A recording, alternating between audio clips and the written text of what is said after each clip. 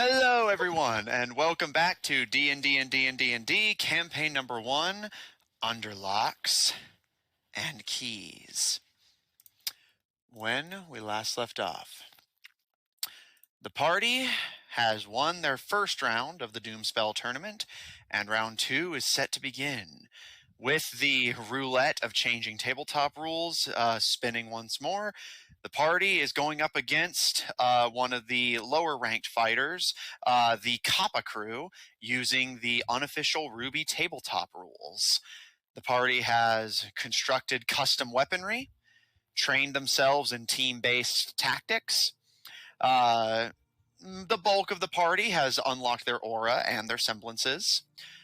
And with not much else to do but duke it out with their fellow huntsmen and huntresses, the party has been called to the arena. Arena 4, the one you guys had fought in before, is still currently closed for unknown reasons. So you guys have been taken to a different arena in which to have your little bit of sport. And with that, unlike last time, where you guys were the sort of up-and-coming underdog that nobody quite knew where you stood or what to think, you guys are rank 12, and you're getting pretty popular. People who like to root for the underdog, people who like to try and spot and scout up-and-comers, or just people who liked watching you shoot the shit out of some people. Regardless of their reasons, you have been declared more popular, at least, than the Kappa crew. And as a result, you all are called out first. Much like before, you guys get your fancy introductions, which I won't loop through them all again, but the Butler of Brutality, the Twin Mind, the Underdark Underdog, the Archaeologist, and the Tamer of Terrors, you are all called out one by one onto the field. Paul, as you are called out first, and the rest of the party one by one trails after you, you get your first look at the new arena you're fighting in. This arena, while the general core layout is still fundamentally the same, the specifics of its arrangement has been changed. Rather than siege towers and fortifications just kind of dotted around to provide benefits to both sides and encourage more of a trench warfare style of combat, this arena seems to be more focused on environmental hazards. Paul, you can see immediately on both sides of the field there are raised wooden platforms that offer some high ground, and some sniper towers which someone could climb and shoot from. And in between all of those, rather than just flat ground as had been before, there is a pool of water hoisted below the deck, and precariously built above it a interconnected array of bridges connected only by thin wooden planks and rope. Asari, as you step out, you see that the audience for this fight is a wee bit bigger, as, of course, the teams begin to get whittled down throughout the competition. People begin to select their favorites, place some bets, and you can imagine the higher the rank, the bigger the audience. While you still by no means have a huge crowd, you're approaching, like, young school production of a play level audience. There's easily a good, you'd estimate, like 50, 60 people. Do I see any people who are, like, you know, wanting to see me in particular? Yes, you can see that everyone in the party has people who have been declared the sort of fan favorites, and while it hasn't gotten to the level of fandom yet, since it's only been one round, these people have no reason to suspect that you're going to last that much longer. You can see if quite a few, a large number of men and not a small amount of women are particularly delighted seeing your draconic muscle take to the field. Can I just, like, I'll like walk on and I'll just kind of give one of those like buff man stretches and flexes as I walk in. Oh my goodness, you're doing a Zeus flex? I am doing a Zeus play. Greylog, as Six you feet step tall, out, super strong. Greylog, as you step out, you see Asari flexing for the crowd, much to the delight of her fans. And as you step out and your fans start to cheer, you kind of take a look around and see, again, the battlefield itself is mostly the same, and Imamu currently stands in the center of the bridge network with his staff at the ready and giving you all a cheerful wave, hardly disguising his familiarity with you as you take to the field. And Avaben, as you take to the field, of course, by this point, the sun has already gone down, and outside of the scant few torches and lanterns that the sailors carry, there is very little in the way of illumination, and your semblance kicks in. You are acutely aware of the position of all of your comrades, of all obstacles around you. You are more aware of your surroundings than you imagine, even if you were just in... I mean, obviously saying broad daylight would be a bit of a loaded statement for a dark elf, but you can see better than you've ever been able to in these conditions. It's honestly empowering to a degree, especially for someone like you who's used to having your eyesight be somewhat restricted where you come from. As you all take to the field, Imamu raises his hands as the cheering for all of you begins to not completely pass over, but just, begins to smooth as the next phase of introductions is ready to get started.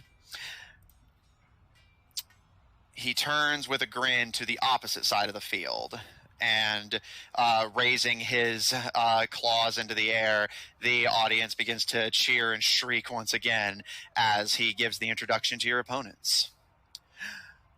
Turning this tournament into the Doom Shell Tournament, the Cover Crew! And your four opponents take to the field. You can see that the crew has all donned colored bandanas to distinguish themselves to the crowd. You can see Ivaben K, the one you had spoken to, wields two what look to be machete blades and is wearing a blue bandana. And he kind of clangs the blades together as his three, from what he said, either brothers or just people he's incredibly close with, look to him seemingly as their leader. And he kind of smirks and immediately begins to trash talk, and even all the way across the field, you guys can hear it pretty well. All right, boys, looks like we got an easy out on this one.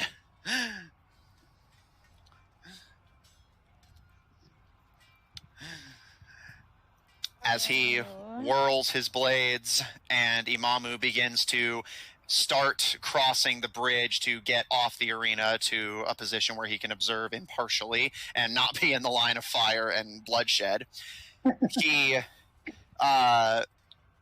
casts his magic that amplifies his voice, and now the rules for this round are going to be a touch different. As you all may have discovered, you are now possessed of a magic that enhances your life force and protects you, as well as enhances your abilities. While we do still have our clerics on standby for revivication when needed, you are to cease combat with your opponent when either of your magic wears thin. It's a grand display, you can't miss it. Any strikes made against an opponent whose magic has run dry will be considered a foul, and both will be exited from the round.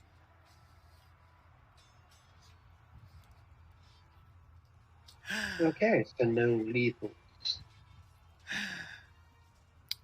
He, despite you kind of like mumbling to yourself, you can actually see him kind of give you a wink from his position, and as he raises his staff, he gives a grin, and the pirates and thieves all begin to get excited as the Kappa crew draws their weapons, nunchucks, sai blades, a staff. I'm going to draw my weapon as well. All right. Now let's do it fair and square this time. Avaben was gonna... What about overkill? He kind of looks to you with a smirk and adjusts his hand to presumably unamplify his voice, and calls over to you from his position in kind of off center of the arena. He means like as in like if he hits them with something that goes through both. Accidental damage will be forgiven, but try not to have too many accidents in a row, or I may have to make a judgment call. You understand? Have Haven's just gonna be like, what's more important, the entertainment value or that? At this, he actually kind of pauses, and after a moment kind of shakes his head and just, that's more important. Good man. Sure. Re-amplifying his voice, he turns to the crowd, who immediately begin to amp up their energy. All right. On the word go. 3, 2, 1, go! And All right. right as he How does says initiative go, roll? How does initiative work? I'll Yeah, get to that in just a second, but before we do, Greylog, you got a thing? I just wanted to say that Greylog is going to shout at the party and make sure that the other team can hear him and say, "Okay, guys, let's go make some turtle soup." I am quite hungry. Well, I'm afraid you folks are in for a real shell shock. Now, how initiative works in this game is... I'm sorry. It caught me off guard.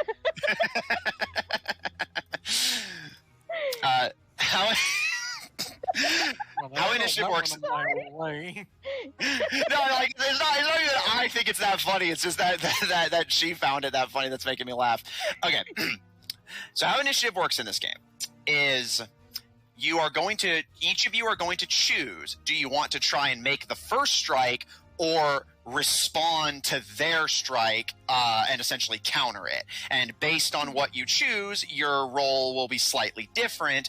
And then out of all of you, whoever rolls the highest with your chosen strategy will determine which team goes first. And as previously mentioned in the last session, all of you will take your turn simultaneously, allowing for your shared attack patterns to be executed if you wish to do that. I feel like we should make this decision as a team, since this is like a team thing. So what does everybody think? I think we should go on the defense, and then once they get in closer, we spring our offense movements. Matthew. What's up? So did we ever establish what special arrows Avaven was able to prepare? I believe you said you just kind of just grabbed any you could carry, which I do have a table pulled up to account for that. Okay, so what did he get? Well, so you don't know until you use them, basically. I think weren't they different colors? Well, yeah, they're different colors, but essentially it is a thing in the game that you can just randomly apply dust to your attacks, which since you said that you just reach into the barrel, grab some crystals, and you're going to use them, I figured would exactly fit the description of essentially a random dust cartridge.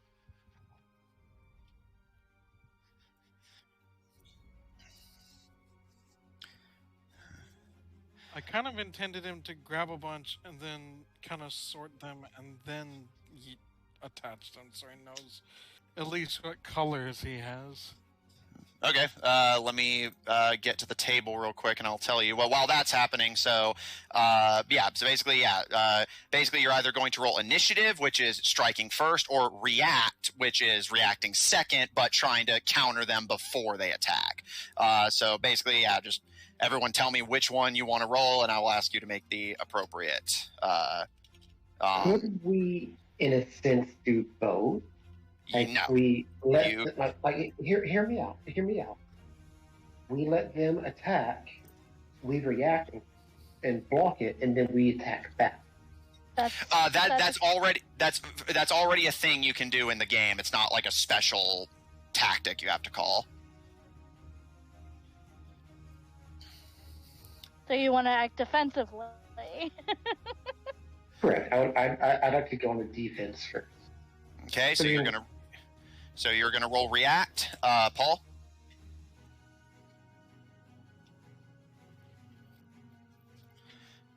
Okay, roll react. Sorry. Oh yeah, roll react. Avaben? Avaben really doesn't want to give them the first move. You don't have to. Like I said, it's just whichever of you rolls the highest with what you choose, your team will go based on your initiative. But I kind of also need to know he needs to know what basically, he's going to guess off the color what it's going to do.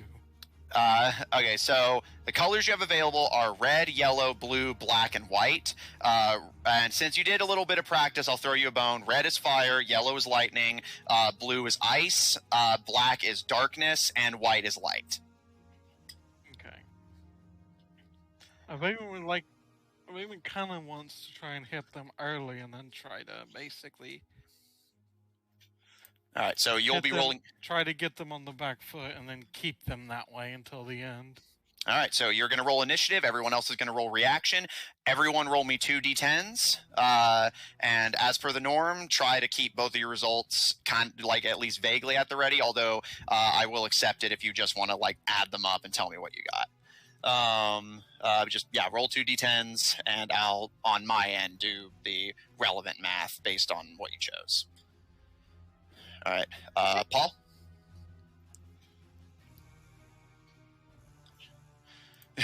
All right. So 10, 13. All right, so your reaction roll is 13. Not amazing. Sorry? 19. I just added the 10 and the 9 together. 23, 24, 25, 26, 27, 28, 29, 30. All right, 31 reaction. Greylock? 18. All right, 18 for you. 19, 20, 21, 22, 23, 24, 25, 26, 27. 27 for you, so sorry, still got the highest. And Avaben. Doesn't matter, they're going to beat it. Okay. I can see a problem with that system. It basically means if somebody rolls really high, it's like, well, no point. I rolled a 4 and a 3, so 7. 8, 9, 10, 11, 12, 13. Well, you tied with Paul, but so that's a 13 from you. Didn't matter. Kind of a problem there. I mean, it's just deciding, it's still good if one of your team rolls well, because it means everyone gets to go first. Just kind of limits in what you can do as an individual. Well, remember, everyone can still go independently. It's just who goes first. That being said, okay. And your little adversaries on the Kappa crew, with a 20, do not beat a 31, so you guys have the initiative. Okay, so at this point, you guys are all free to act independently, but all of you will go before the enemies get a turn. How combat is going to work is... Oh, they attack first. No, it's basically just flavoring. Basically, I'm going to mention it in the description of you guys' attacks, but since you guys rolled reaction, they're going to come at you, but you're going to attack before they get to you and can do anything. The only mechanical difference is, it's different stats. On D&D, it's always dexterity that determines initiative. This basically gives you the option of I want my wisdom to determine initiative instead, because that's higher. Yeah, initiative is willpower and perception, and reaction is agility and perception. So if your agility is better than your willpower, you could say, I want to react instead of do initiate, and the only thing it changes is which stat you use, but you still get to go first. So all of you have 3 actions you can do. two of them can be major actions. Major actions would be things like using your semblance or attacking. You can also do up to, but this is included with the 3 actions you're given, minor actions, which would be things like moving, reloading your weapon, or making any relevant skill checks. Other than... What's up? Sorry. Does putting an arrow on the bow count as reloading?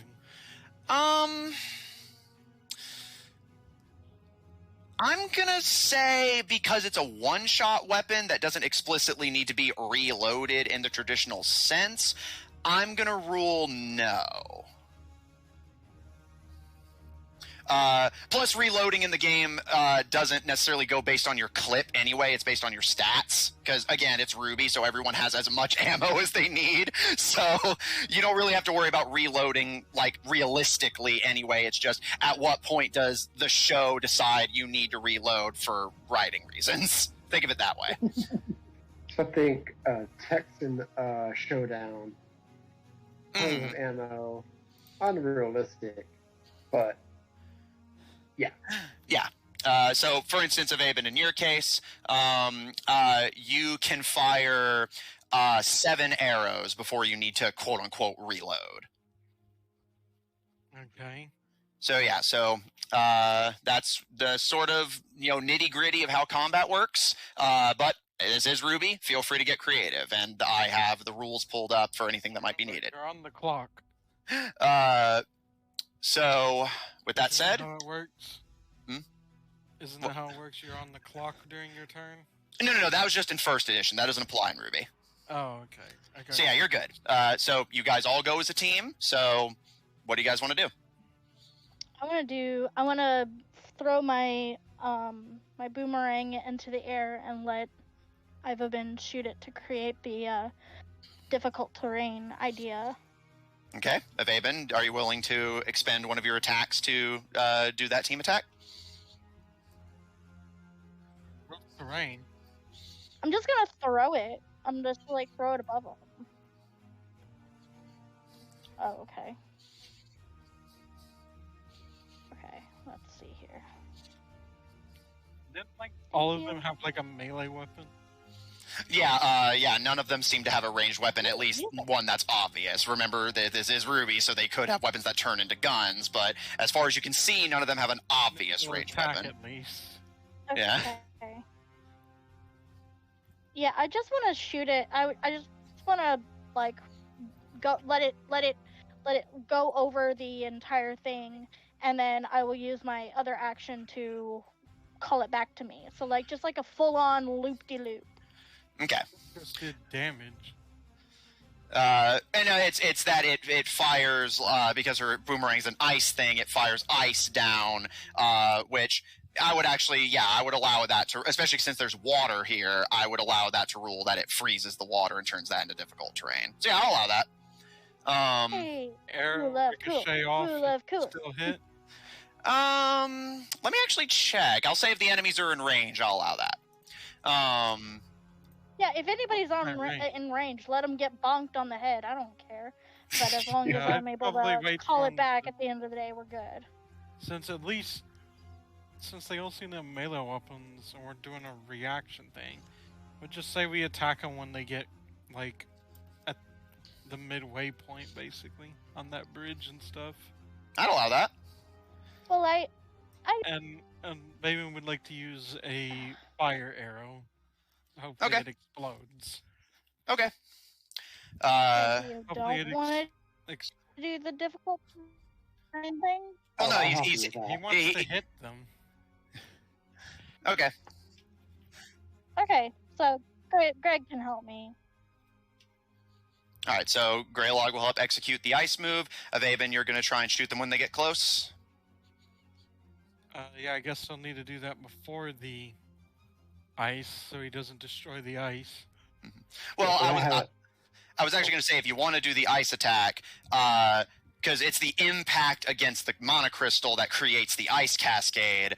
So I would be willing to rule it that you use the fire arrow to hit the boomerang, and then I was just going to flavor it that the fire arrow, because there's no enemies within range to hit with it, you could hit the bridge on their side, and it's wooden, so that would set it on fire, which means basically there's no way for them to get across without hitting the ice.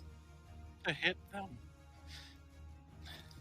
Raven don't want to fuck around with any of this, like, messing up the terrain shit. He wants to hit them. All right, hard. so whenever they're within range, you'll shoot some arrows at them then. What's the range? They need to be within 45 feet of you with your bow. Man, that is a nerfing of half. Bear in mind, everyone is a lot slower in this game. Yeah, but it's a good thing. It's a good thing for them that this is within. That All this is in this rule set. If it was in the regular D&D rule set, there wouldn't be a safe spot on this map. Mm-hmm.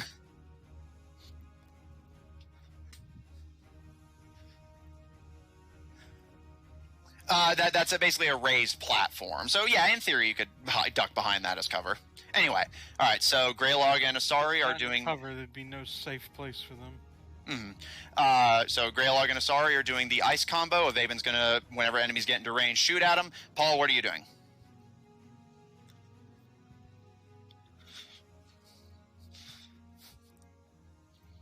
If they have long range stuff like that.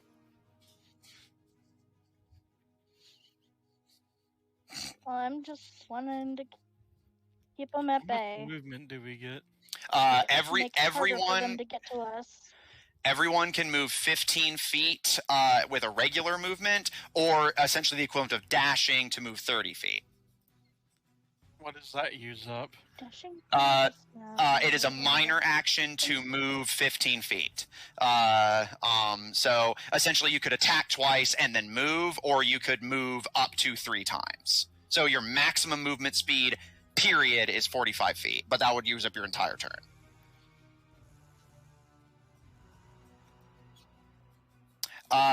Not that I'm aware of. However, there is a different kind of opportunity attack, which I'll go ahead and bring up since it might become relevant fairly quickly.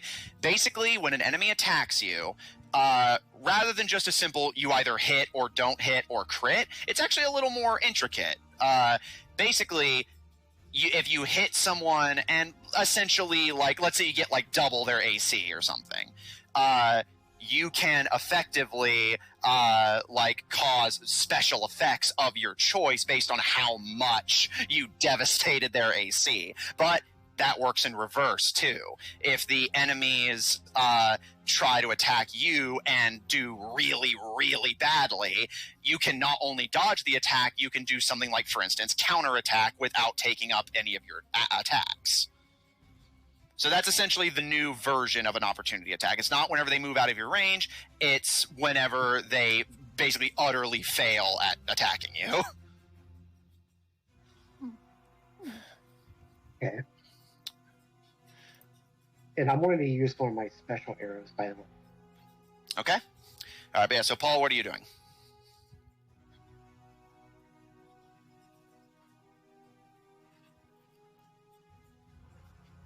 Okay. All right, so Vaben starts stepping forward and readying special arrows. Paul, you charge forward to protect Vaben from potential retaliation. Asari, you ready your boomerang. And Greylog, you prepare to shoot at said rang.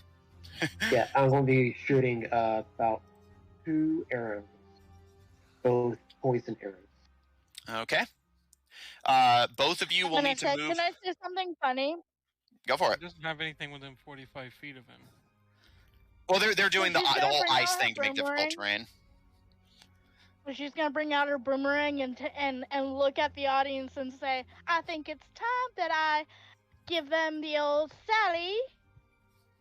I guess I named it Sally. So lame. Nobody understood that reference. Understand me? All right, so I'm gonna wave it around. Of course, they're gonna know. Even it's just going Like, to just I be gesture like, with it. Vaven just sees this and is like, that is so lame. All right, both of you are going to have to move. Shut up. Oh, shut up. All right. You guys are going to have to move 15 feet forward to execute this move. Is that okay? Yes. Yeah. Okay. All of you charge forward, readying to enter the fray. And sorry, after your attempt at trash talk, you give a. It's not trash talk. It was more of a bit to the audience. You know, it's funny. I was debating in my head whether I was going to give you guys Rule of Cool for successfully implementing this, but just for splitting hairs, I'm going to say no.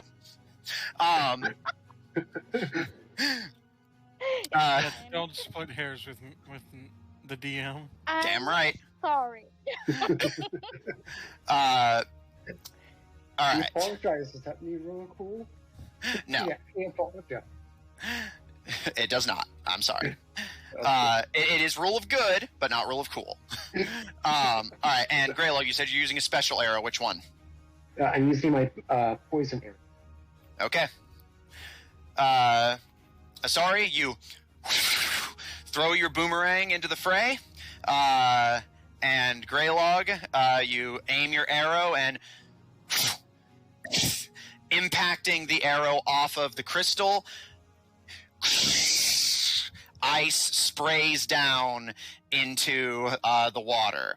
And I'll say, here, let me get a shape here. I'll say that a 15-foot cone is frozen. Nice. It's not a cone. So no Rule of Cool for you either. Matthew.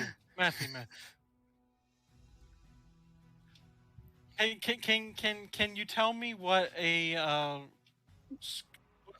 cone is geometrically?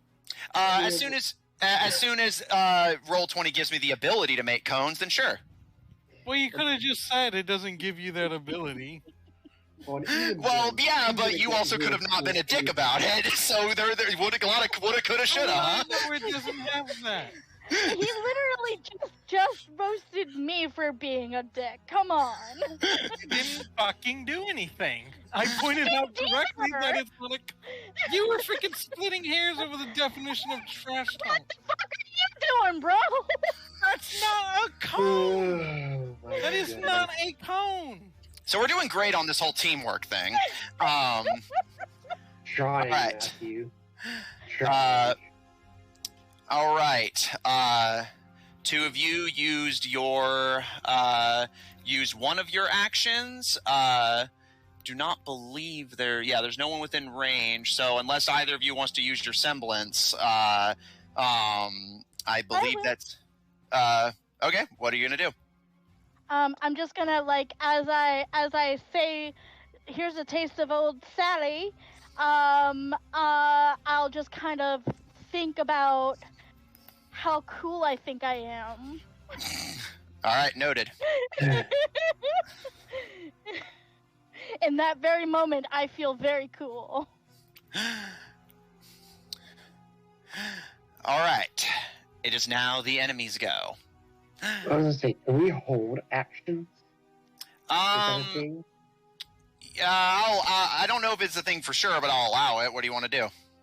Well, since they don't have, since they're not in close enough range, I want to hold one of my poison arrows for when they get closer. Okay. If they can get in range. And are you keeping track of how many poison arrows you have? I grabbed the quiver, which is usually 20, correct? Okay. Yeah, just making sure. All right. Yeah, All right. I was gonna ask that. I'd like to, once they get into range, immediately shoot at them. Okay. Yeah, I've already got you logged for doing that. All right. Okay, in that case, the enemies are going to do stuff. Yay, stuff. Stuff. We like stuff.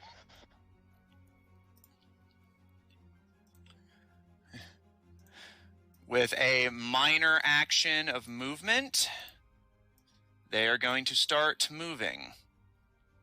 they're faster than you.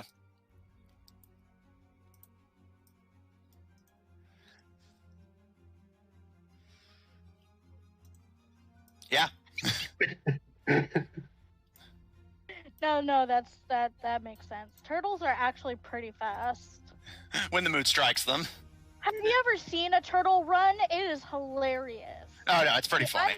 I'm from Florida, so like I live in a like fucking swamp. So like I see turtles run into water like they are fucking sea biscuit. Yeah, it's actually tortoises that are kind of slow. Well, that's just because of their size.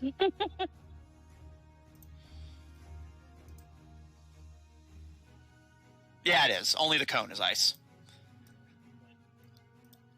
You're as cold as ice. Cold as ice. All right.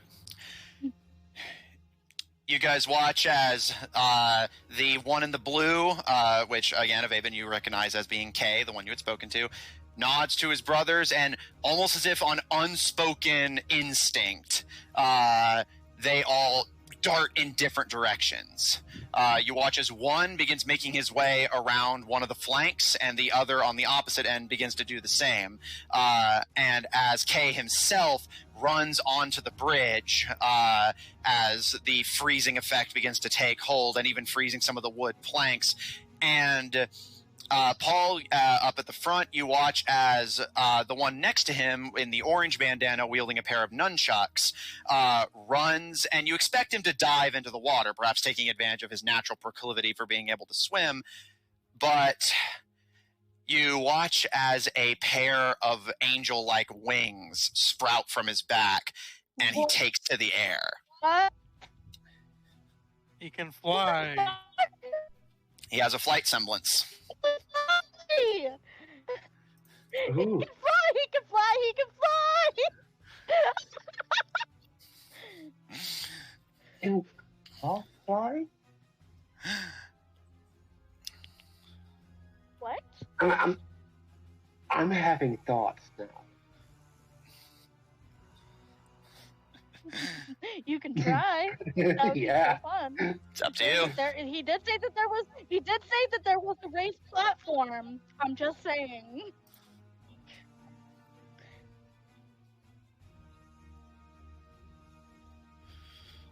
Like I said, there's a raised platform, Jeremy.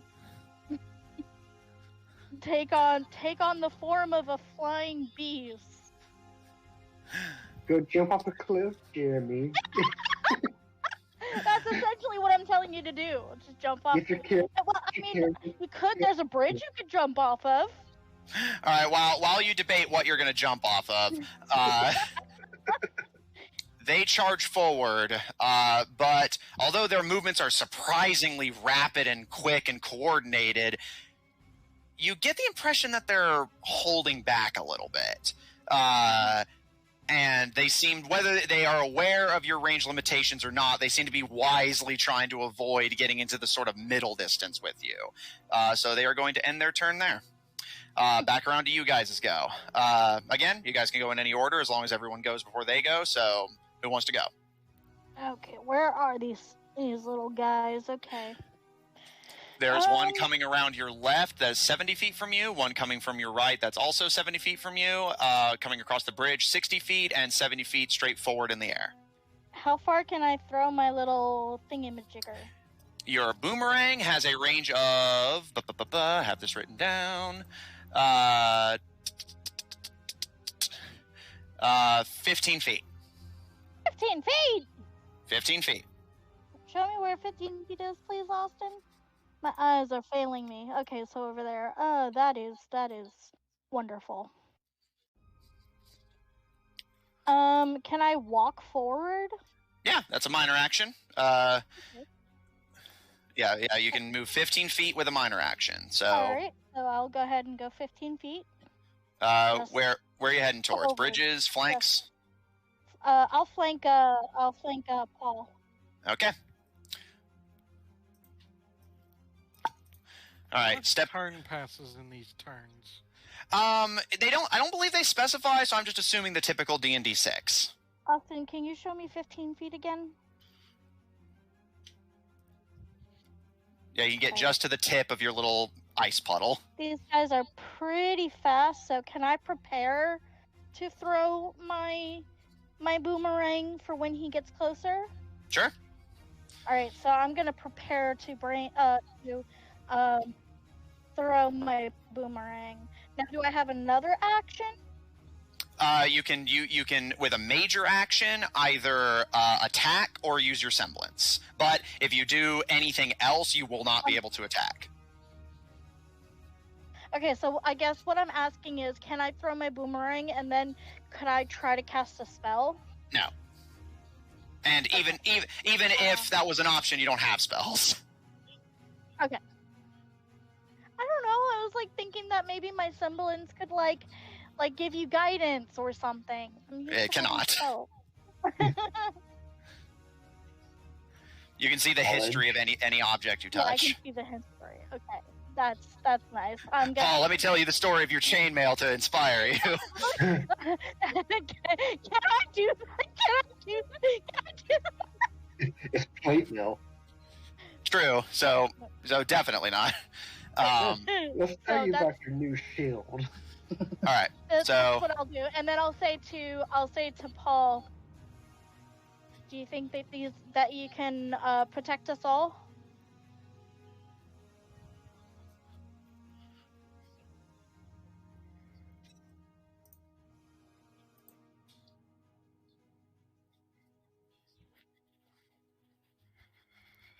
All right. Alright, so Matthew, Yes. how long of a hang time do you think one can get on an arrow? Oh, like how long can it be in the air? Or Yeah, like if somebody shoots it like at a high trajectory, could it hang in the air for 6 seconds? Depends. okay. You know what? I'll be honest with you. I don't know, realistically speaking, but I do know that with the rule set we're working with, that sounds dope as hell. So I'll allow it. Nice. I was We thinking, make- realistically, you actually could. Yeah, like my I idea was that haven't- maybe he's gonna try to like, basically they're not in his range yet this turn, but he's thinking that probably gonna come within it. So we try to like shoot an arrow so that it takes a while to come down, and then on the next turn it hits them, and then he hits them with another arrow, Yeah, sure. I'll allow that. making it like he hit him with 2 arrows at once. Yeah, sure. I'll allow that. And because that's creative, I'll give you rule of cool. Yeah. You can shoot 2. So basically, in theory, he could hit somebody with the arrow when it drops, and then shoot 2 more on his next turn if they're within range. Gotcha. All right. This music is dope, Matt. Thank you. How does rule of cool work again? One more time. Sorry, I just didn't hear you. How does rule of cool work? Oh, basically, you know how normally you roll 2 d10s? You can say, I want to spend a rule of cool point, and then add an extra d10. So you could roll 3 d10, 4 d10, 5 d10, however much rule of cool you have. Okay, so am I just gonna roll 2d10 for this first arrow? Not yet. I'll ask you to roll when it falls down and see if it hits them. But yeah, basically, you have a rule of cool point now just saved up, and you can use that on any roll you want to add an extra d10. I think he's gonna try to play it off like he didn't realize he couldn't shoot that far. So he shoots at a high angle to make it seem like he was trying to get it to go as far as it could, but it doesn't reach. All right.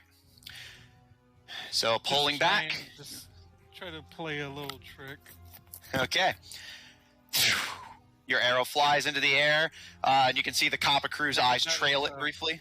It's a fire arrow. Okay. It's firing a red dust crystallized arrow into the air. The Kappa crew kind of glances up briefly and then smirks, seeming to fall for the ruse, and continue to charge forward. Paul and Greylog, you're all that's left. So I guess I'll probably say it. Wrong spot. So it'd probably like wind up landing like around here somewhere. Okay. So trying to hit that guy. Got it. Well, you know what I mean. No, yeah, I'll allow it that, like, when he Like, passes through Evasion that has spot, it like, hits him, dark yeah. Sense, so, like, I don't know, maybe that sense gives him a really good idea of, like, where he's going to be. Yeah, that's fair. I'll allow that. So yeah, rule a cool point, and I'll note that when if he passes through your range, that arrow's going to fall on him. All right.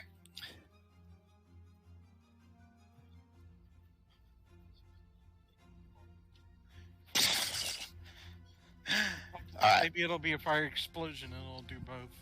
True. All right, Paul, what do you want to do? And Greylog.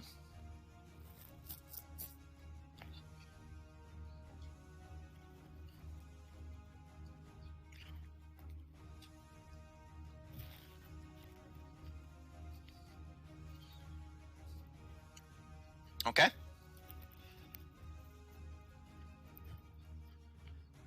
Well, what do you want to do?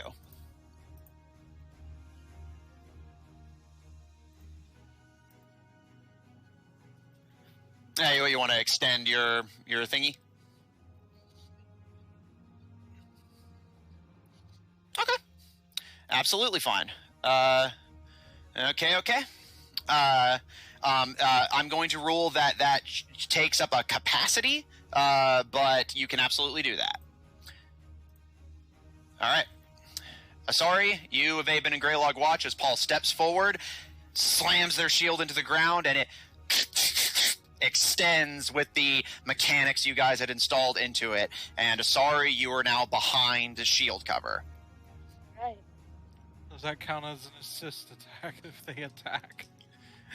I'm gonna say no, but I will rule that it buffs, like it does give her the benefits of cover. So Paul, as long as your shield is extended, yeah, like anyone who's basically adjacent to you will be counted as having cover.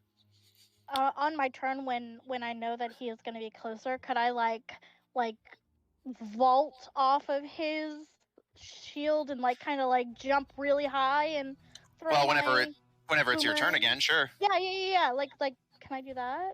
You can try, but Cool. Greylog, you're the last one. What do you want to do? So, Well, because I don't, are they just not participating? No, I'm keeping track of them in the background. Okay. because since I don't know what my semblance or anything like that is, I'm not going to waste my time on it.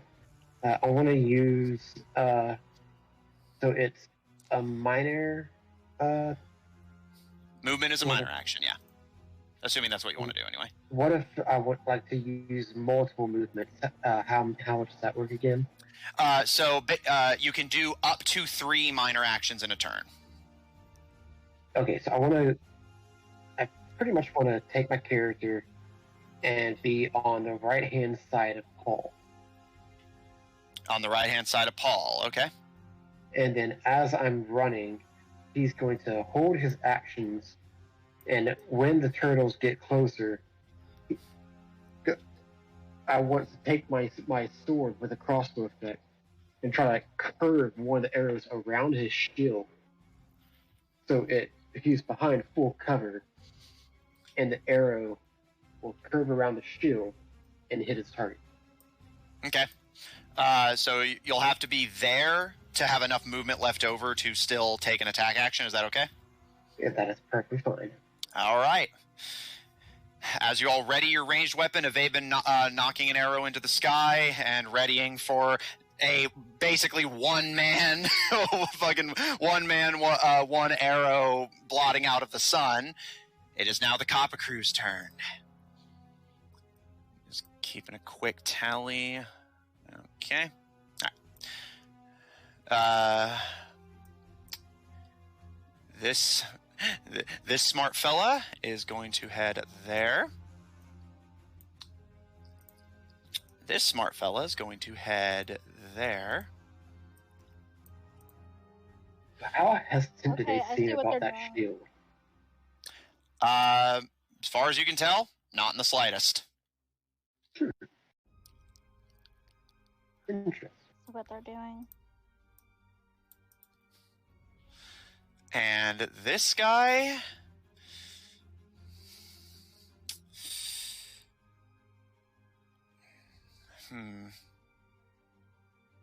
Okay, I know what they're going to do.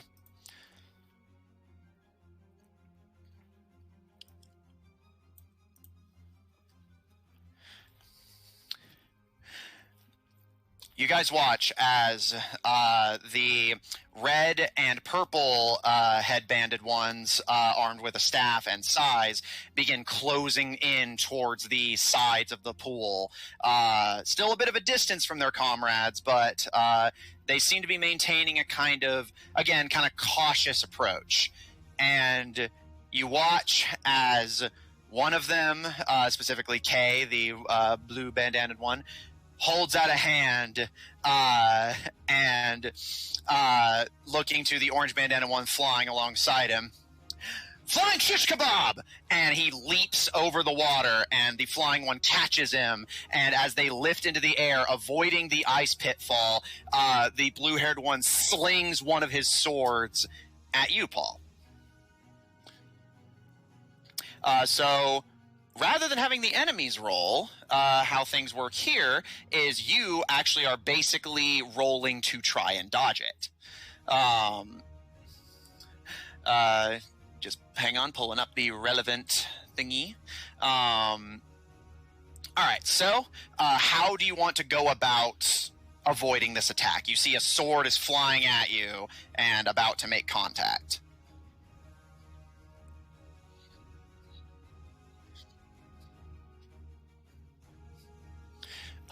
From where guy in the middle is, right here, this way.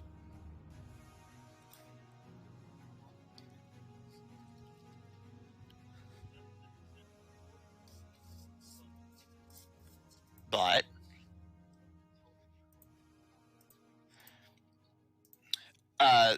this one is red, this one is blue, this one is orange, this one is purple. I wonder if there's a way to... Okay, there you go, that works. Yeah, a little color coding. All right. But yeah, so Paul, how do you want to go about trying to avoid this attack?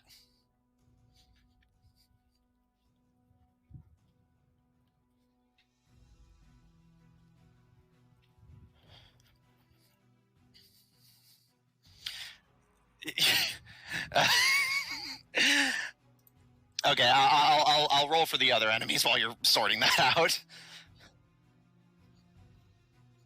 Yeah, the last one's orange.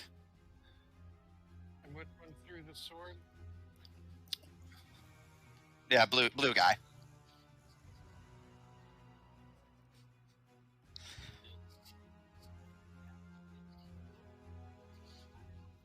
Sword. So you're just going to basically try and block it? Okay, I'm going to say that's a resist roll. Roll me 2d10.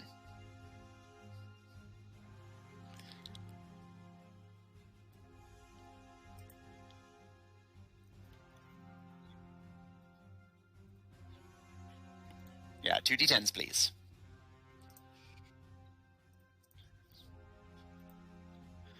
Okay, 12, 14. All right.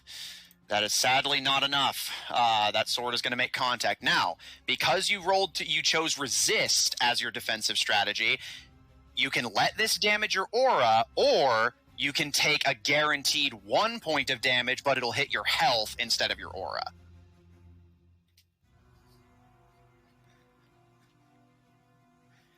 So basically, you can take less damage to your aura, but more damage to your health, which is far more critical, or just let it hit your aura, but that risks taking you out of the game.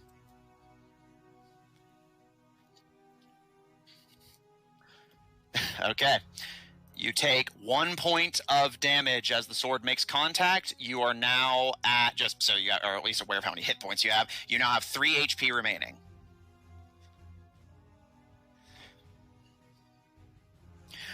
So you all watch as blue guy unsheaths one of his machetes and slings it through the air. And Paul, as you raise your shield in an attempt to block it, it impacts you in the shoulder. And you're all shocked as Paul's aura kind of flickers with white, but he bleeds nonetheless as it impacted his body directly before his aura kicked in. However, Paul still stands firm. You're all right, buddy? Are the nunchucks, like, in his shoulder? It was a sword, and yes. Can I take it? I mean, on your turn if you want. Oh my goodness. Okay, keep track of the weapons. All right, and since these guys only use their, so these guys are all spent. But sorry, Austin. Let me move that back. These guys are spent, so these guys. Oh, what are they gonna do? They're going to come this way. Try and flank. Try and do a little flanky flank. What is the range of my crossbow? 45 feet, same as of Avon's bow. So would it not have hit the blue or orange guy at this point? Well, it would have, but basically, A, flat out, you're not going to do enough damage to kill them in one go, and B, I was basically getting everyone's positioning sorted before you guys started opportunity attacking, just to avoid confusion. Okay. So, sorry. with that said, Greylog and Avaben, your opportunity attacks go off.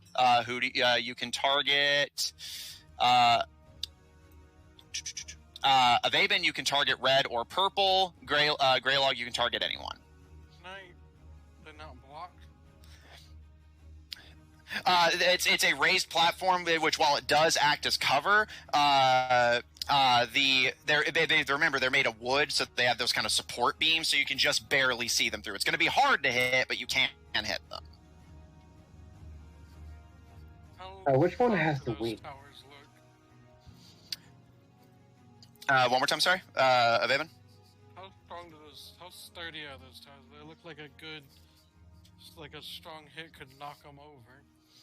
It certainly seems like if you hit critically enough, you estimate it might take a couple attempts, but it certainly is possible to bring them down, yeah. He's not going to get a couple of attempts.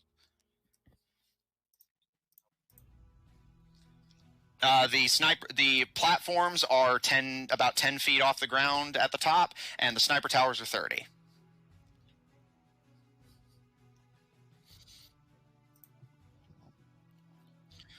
That'd be pretty funny, honestly.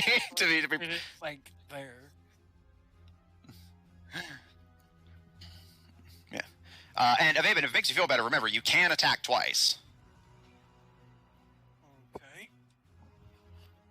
Alright, I guess Avaben's going to try to hit this one in a way that it will fall that way.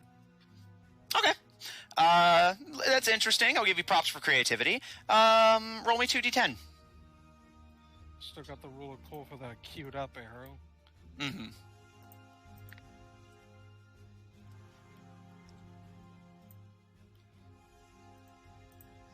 D10 0 is a 10, right? Yes. Okay, so 10 and 2. Okay, 10 and 2, and for I roll again for the second attack? Yeah, if you're gonna hit and you're using fired red dust on both of these? Yeah, because he figures they'll be explosive.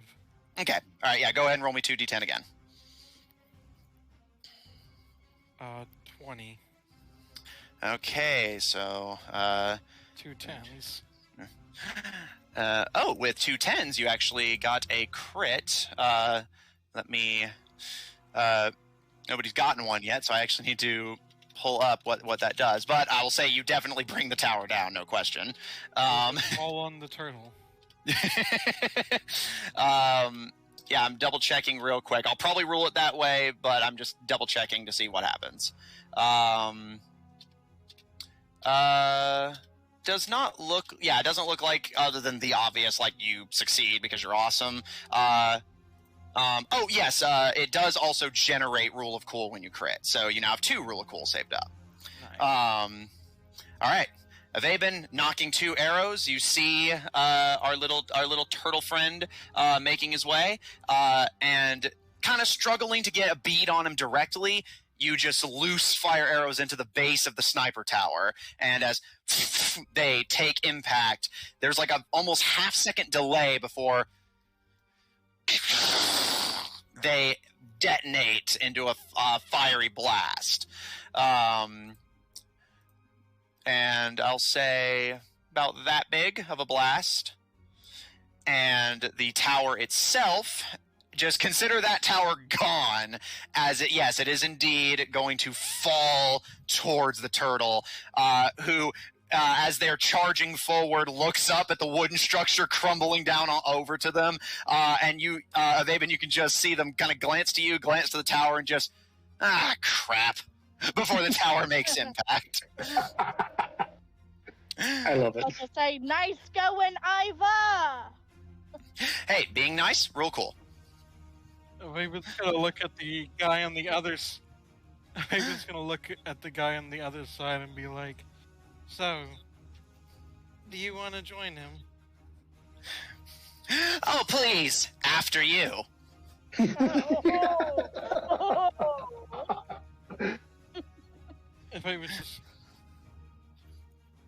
And Vaven just looks at the tower that he is also on range if it collapsed.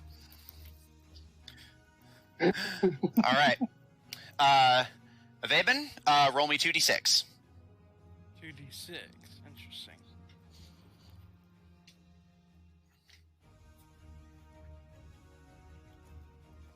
Uh, 9. Okay. Ba-ba-ba-ba-da-ba. Had their stat sheets Like, pulled wouldn't up. the... probably wouldn't block this area very much, would it? That What's- collapse?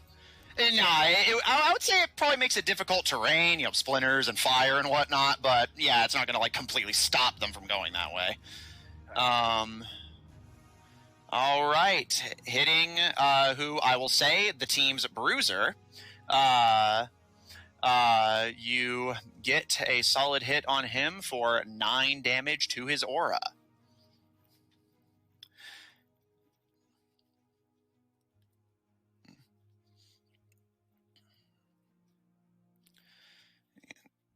Just note down the stats, sorry. And Greylog, Which one had the wings? orange. Then I'm going to fire at orange. Okay. Roll 2d10. I have how many attacks?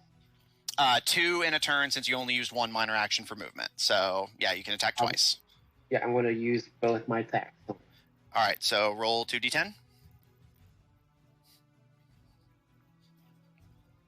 Okay, so that one's a 14 on the first one. Okay. And you're attacking with your crossbow. Correct, with the poison arrows. Okay. This is an opportunity round, right? Yeah, this is essentially you guys' stuff going off, since they got into your range, and then your turn is about to come back around. And that one is a 19. Okay, so 13, sorry. 13, 19. Sorry, grabbing the relevant accuracy stats. Can I go again? I'll let you know, don't worry. Patience, Nana. Okay, I'm just lost. I'm just lost. It's not a matter of being impatient, it's a matter of I'm lost. Which is perfectly fine. All right, sorry about that. All right, so 13 and 19, and this is an accuracy-based attack. Yes, accuracy. Actually, wait. Yeah, it's a crossbow, so this would be heavy. So, yeah, this is a heavy, so agility and endurance.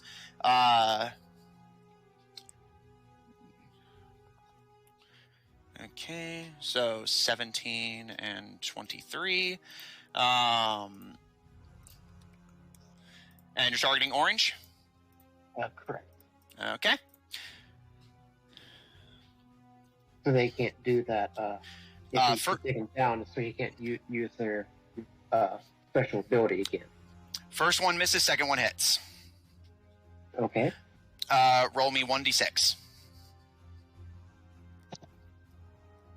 5. Okay. 5 damage to orange.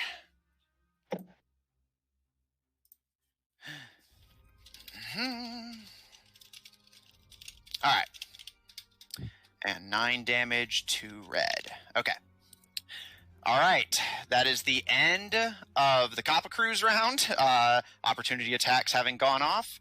I will be deducting capacity from each of you accordingly. So, Vaben, you fired 3 times. Greylog, you fired once. Vaben, you can fire 3 more times before you have to reload. Greylog, you can fire 1 more time before you have to reload. So since I guess it's my turn, I guess since it was time for that, the arrow is going to come down. Yeah. Here. And did you make it a special arrow or just a regular one? Yeah, fire arrow. All right. Vaben's fire arrow whistles back down to the ground.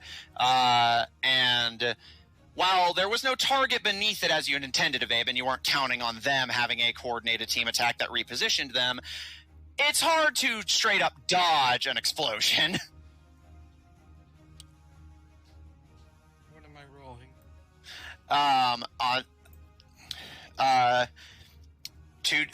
Actually, no. 2d10 as per the norm, and this is a dust attack, so it's going to use different stats, but all you need to do is roll 2d10.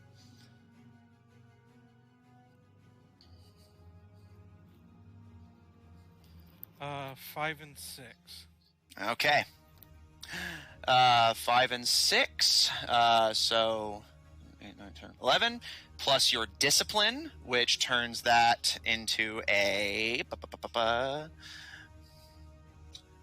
Your discipline's pretty good. Plus 4. All right. 15. Yes, thank you.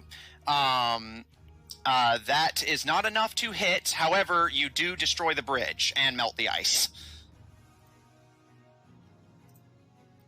And then I guess with my actual attack, we're going to try to collapse that tower on the hill. Okay. Knocking an arrow, you pull back, fire. Roll 2d10.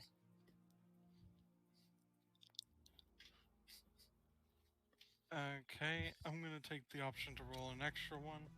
All right. So yeah, you just add it on top of what you've already rolled. So yeah, -1 rule of cool. 2, 8, and 9. So 19. And then the Okay. second one, Yes. 4 and an 8. All right. 8, 9, 10, 11, 12. Okay.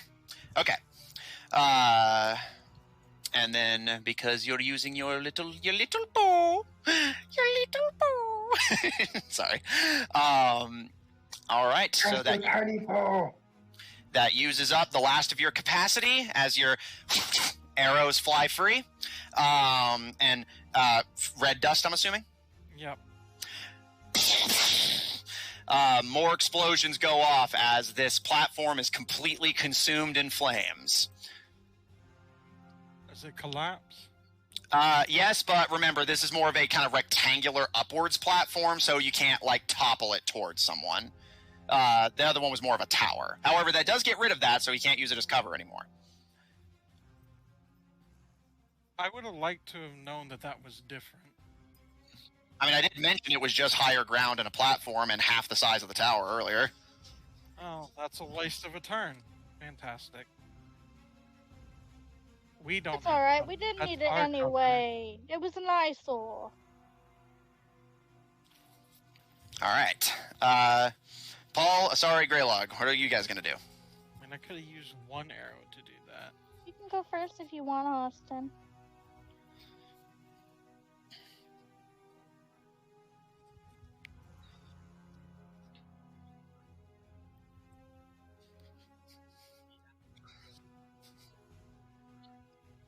Yeah, you can just you can just maintain a defensive position. That's fine. All right, sorry, and Greylog, what do you want to do? I'm going to ask Greylog if he would shoot an arrow so I can get that little area that's on fire and maybe I can freeze it over with those 2 guys on it. Like, is it on fire? Because, like, there's water there. The bridge is on fire, but the water itself is not. I just put a square there to indicate what the range of effect on the explosion was. Okay, so like, does it seem like that area would freeze over, or is like the fire in the way?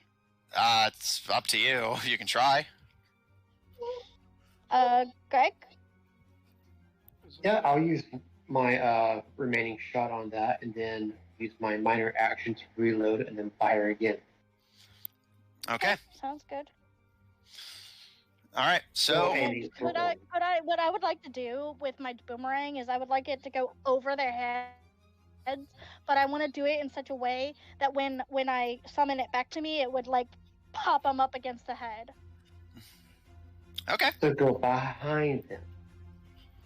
No, like I'm gonna throw it over them, like over their heads, and then when I call it back to me, it will pop them up the side of the head. Okay. All right. You both get a rule of cool for a team attack, and I will say, yeah, I'll roll it this way. Both of you roll me 2d10. Hey. There's my D10. Okay. 5 and an 8. Okay. 9, 10, 11, 12, 13. Okay. Greylog. That. Sorry, I'm having to roll my phone right now, but that is 20. Okay. With the two of you combined, you managed to make impact. Nice. Sorry. Throwing your boomerang, Greylog, you level your crossbow with the last bolt that's loaded into it, and as it looses through the air, makes impact against the boomerang, and as ice dust rains down on the fire is extinguished, and the enemies take a little bit of freezies. I'll say And both of you roll me 1d6. also, One- question. Answer. With the fact that I'm using the poison arrows, would that go into effect as well? I'll say sure. And that was a 6, by the way. Okay, And 6. I rolled Sorry. a 5. Okay, 7, 8, 9, 10, 11. All right, so that's 11 damage to both of them. And Greylog, roll me an additional d6, and who do you want your poison arrow to hit? Orange. Okay, roll me a d6. For a whole 1 more point of damage. Okay. Paul, as you continue to raise your shield and protect your allies, Greylog and Asari go into a coordinated assault. And as the ice rains down and the fire is extinguished, so you guys have frozen the water, melted the ice, and then refroze it again. Hey, let it go, darling. Let it go. And Greylog, as Asari's boomerang is flying back, you manage to impact the orange one in the shell, and you can see an orange aura beginning to flicker as their aura is getting dangerously low. Does my boomerang get them on the way back? Are you willing to use a minor action to do so? Oh, no, sorry, are you asking if it damages them? Yeah, I mean, can I like just smack them up? I don't care if it injures them. I just want to. Oh, yeah, sure. Yeah, for flavor, then yeah, sure. The boomerang impacts the orange one, who kind of stumbles in the air and has to like kind of course correct as their wings flap desperately, and they kind of glare at you, so you're kind of unamused by that one. And Give him blow a kiss. do you want to use a minor action to call your boomerang back to you? Yes. All right. Activating your gravity dust watch that Greylog had given you, the boomerang flies back into your hand. And Evaben, since you haven't moved or anything, you can go ahead and use a minor action to reload on this turn, so you don't have to next turn if you like. Okay. So All right.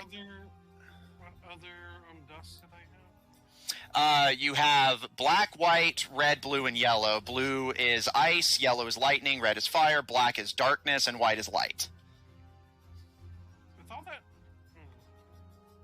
I have ideas. As fires rage all around you. Is this going Yeah. Basically, everything at this point that's cubed that isn't the turtles is yes on fire, and the structures there no longer exist. So he's gonna have to take like a wide angle. Yeah, basically he's either have to gonna go. That's why Austin and I were saying that it wasn't useless. Like a building falling down? He's injured, but he's still kicking. Did he get knocked prone? Oh, no, but he is similar to the other guy, gonna have to either take the long way or take some fire damage. All right, and Then I was using one of my minor actions to reload. Things, minus actions to reload, and All then fire another shot. Okay. Avaben, you're back up to 5 capacity, so now you can fire up to 5, either 5 regular arrows or 2 dust ones and a regular one, because the dust ones use a little bit extra. Greylog, your discipline is your dump stat, so you're basically going to have to, at this point, reload and fire consistently. You can no longer fire multiple times without stopping to reload. Also, it looks like Okay. he'd have to really be like that to get to not run through the fire at all. Mm-hmm. Because if he tries to go like straight there, yeah, he would still be touching it. so he's gonna have to go like bam.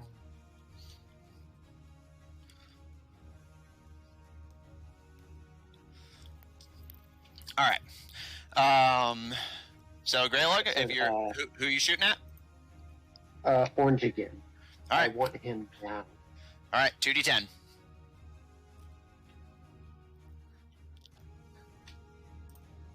That is an 18. Okay, 18 total. And with your stats, your little statty stats, agility and endurance, so that's 19, 20. All right, that's a hit. Roll a d6. Plus poison. Are you using a poison arrow? Yes. I'm Then yes. pretty much using all of my poison arrows until I run out. Okay, noted. All right, yeah, roll me 2d6 then. Okay, that is 9. Okay. Now, I'm going to point out, though, as a side note, that because you're using special ammo similar to a Vaben, it's going to use extra capacity. So at this point, your options are reload, fire regular shot, reload, and you would have to reload again, or reload twice, and then on your next turn, you could fire a poison arrow. But, that being noted, you level your sword crossbow and loose it again with the last of your focus, as at this point your fingers are getting tired from constantly reloading the thing, and as the bolt whizzes through the air, makes impact against Orange, and you see their aura flicker as well as their angel wings before both dissipate into dust, and the two go crashing into the bridge, and you can hear Imamu over the magically extended announcements. The Kappa crew has lost their first fighter! And Orange and Kay just shake hands, and you guys can just hear Orange saying with a smile to his leader, "You show him what for, bro," before he, with his hands up to indicate that he's no longer a combatant, starts to make his way off the field. Yeah, and at this point, I would like to say one more thing. Go for it. Well, meat is back on the minis, boy. All right. You guys' turn done. It is now time for the Kappa Cruise.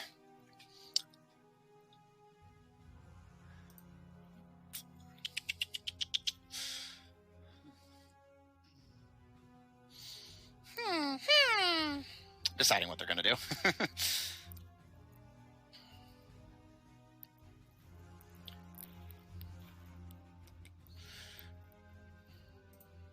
Yeah, okay. Yeah, okay.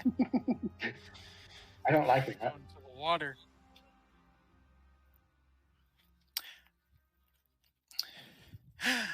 Paul, you see the purple one as they kind of glance to Avaben, who's readying more arrows from his quiver, Greylog taking down enemies, and Asari catching their boomerang, and looks to you.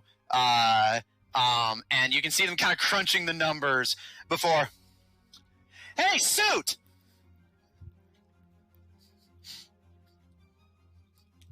Heads up! And he pulls back his staff and javelins it at you. And it impacts in the ground.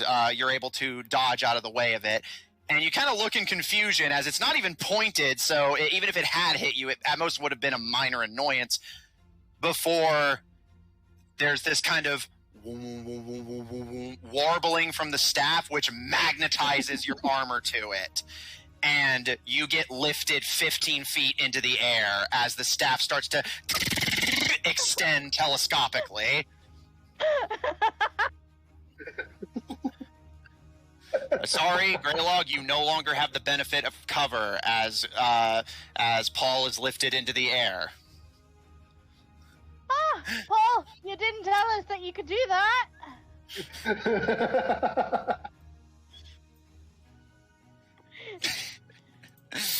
Fair enough. Banter, roll of cool.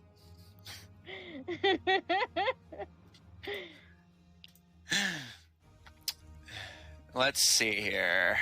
Do you need help down? Don't worry, I got him. Kay's gonna charge in. I got him. Yeah, and as the two of you are frantically figuring out what to do, Kay charges in as Paul's shield is more up rather than down, but charges in with their free sword still drawn, and not on my watch.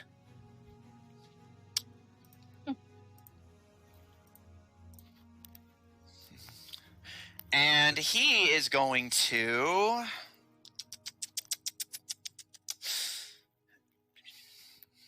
Yeah, okay. And as he gets close, he puts his copper claws to his beak and gives a piercing whistle. Greylog and Asari, you are now confused.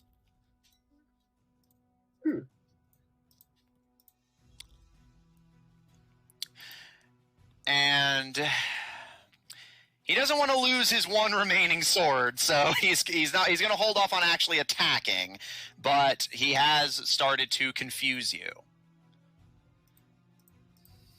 Interesting. And the last remaining one of them, let's see.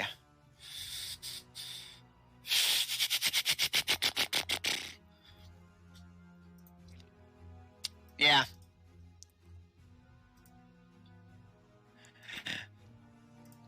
It's annoying for him, but he doesn't got much choice. 5, 10, 15. Okay. Yeah, he's using literally everything he's got to get within range. Okay. By the way, would using an arrow as a melee attack count as using capacity? I'll be real with you. That's a fair question. I'm gonna say if you're actually firing it, yes. But if you're just using it as a melee weapon, no. It said the black one is darkness. The black crystal is dark, right? Yes. I assume it's going to create like darkness or something. Yes. Which maybe would have a distinct advantage. Yeah, because you A, can see like expertly in it, and B, he can't see it, period. So okay, I got an idea what we're gonna do. Just let me know when their turn's over. Gotcha. All right. And just so I can do 2 melee attacks because my bow is a melee weapon, right? Yes. You can always attack twice as long as you don't like do any other major actions. Gotcha. All right, and for context on Asari and Greylog, since you're confused, you can't take special actions or use your semblances. Okay, so what's a special attack? Basically, you no. can't do any more team attacks until you either get him away from you or fix your confusion. You're limited to basically fighting him 1-to-1 now. Oh, She okay. is outnumbered 3-1. Yeah, Paul's up in the air, quite literally. I got a plan for that. Still in their advantage. At least until one of their friends gets over here. All right, but yeah, that is. That if Flower and Fall came over.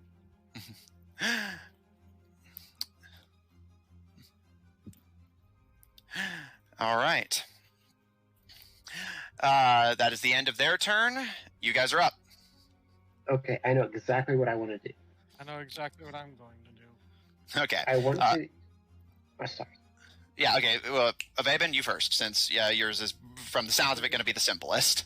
Avaben's going to grab one of his dark arrows, and he's going to try to stab him with it. Basically, his main goal is to get this dust to go off, but if he gets the damage, that's a bonus. Okay. Roll me 2d10. I'm going to say this is a... You know what? I'll call this an elegant weapon. Like a I'm rapier. going to do Rule of Cool to add one more. Okay. All right, so yeah, 2d10. And then you add an extra 7, one. 1, and 5. All right. 7, 8, 9, 10, 11, 12, 13, 14. Okay. 15, 16, 17, 18, 19. Okay.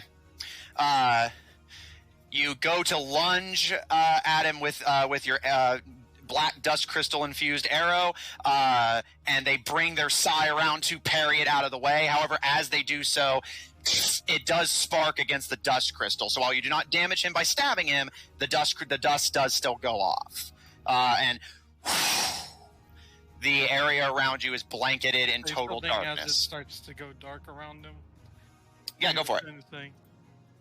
You thought you were at an advantage, but you made your worst mistake. And he's just gonna, as the darkness obscures his view. Did you get that? Yeah, there we go. They're gonna have to get out of it anyways to fight that dude. Well, he can't see them either, so it actually may work out in their favor.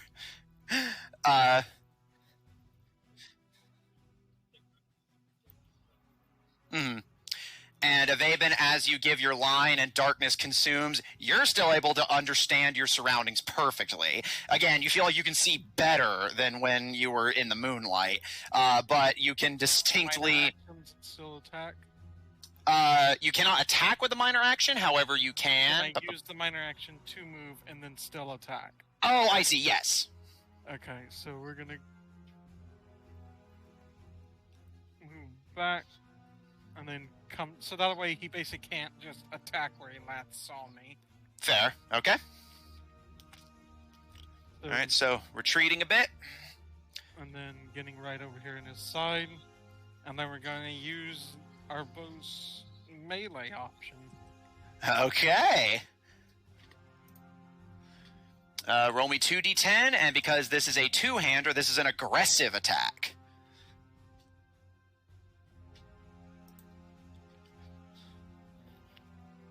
Okay, it's going to be a 6 and a 7.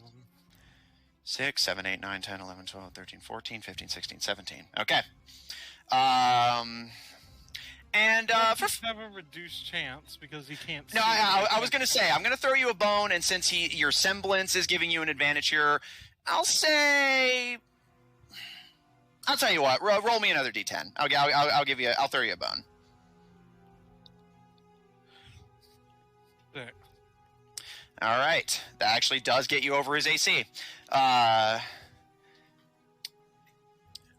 Twirling your bladed bow to bear, you bounce back, reposition with elvish grace, and in a whirlwind of glass, you slice into him. Roll 1d6. 6. Wait, isn't he a spider? Yes, but metaphorically. Okay. slicing into him. You, even through the darkness, can just make out a flash of red as his aura took a heavy hit and is starting to flicker and grow weak. How long does the darkness last for, by the way? I'm going to roll that because it's essentially a dust explosion. I'm going to say that it's instantaneous, but it'll still last basically until this. Basically, when it comes back to your turn, it'll go away. But at that point, I can stab him again. Yeah, if you like. So, that said, Greylog, you said you knew what you wanted to do? Yeah. So since I still have the that rod staff that was in the ground, that's levitating Paul. Yes. I want to use my tinker tools and deactivate it. Okay. You might need to come out of the darkness to do that. Do you wish to do that, Greylog? Because it's right next to him, right? Yeah, it's basically on Paul's space is where the staff is. Yeah, so I'll move up the 5 feet needed to deactivate the staff. Okay. All right. Greylog, as you step out of the darkness, you bend down and start busting out your tinker's tools, but as you start doing so, you see a sword come between you and the staff. I don't think so. You are still confused, so you cannot take a special action.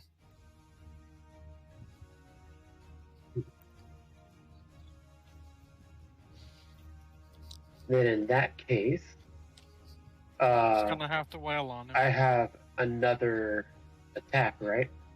Yes. Well, I can still attack.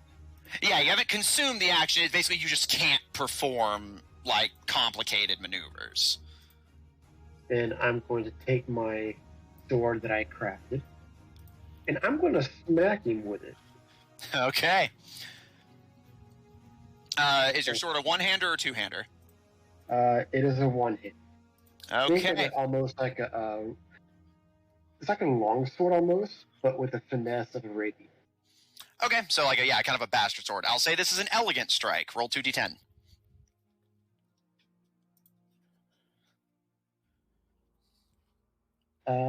That is a 19.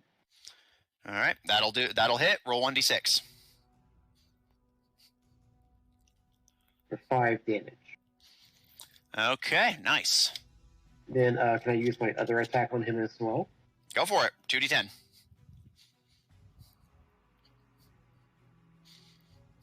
And that is a 20. All right, figured. That's also a hit. Roll 1d6. And that's a 1. Okay. The two of you enter a fierce sword fight as your head is still pounding from his shrill whistle. You're honestly not sure if it's just a natural thing he can do or just his semblance, but either way, you find yourself on the business end of a blade battle as the darkness continues to whirl behind you, and Paul continues to get higher and higher up in the air as the staff continues to extend.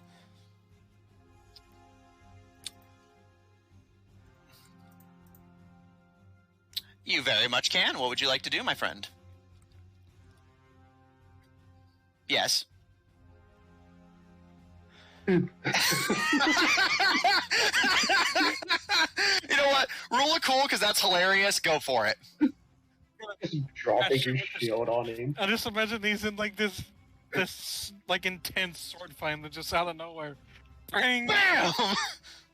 Like, All right, now this is important to determine what kind of attack this is going to be. Are you going to de-extend it first, or just throw down the entire mass of metal?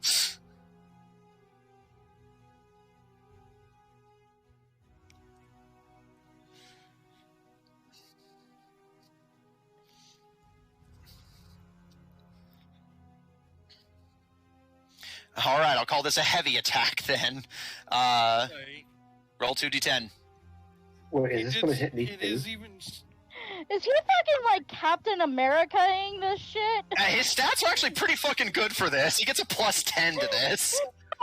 I'm not saying it as a bad thing. Like, that is fucking amazing. I love it. Yeah, I've given you Rule of Cool because that's a hilarious idea. All right, so that's a 14 total. Use your Rule of Cool. Roll me 1 extra d10. Oh, damn. All right. I'm gonna buy you some fucking ice. How is that even? That's not even mathematically possible. I mean, yeah.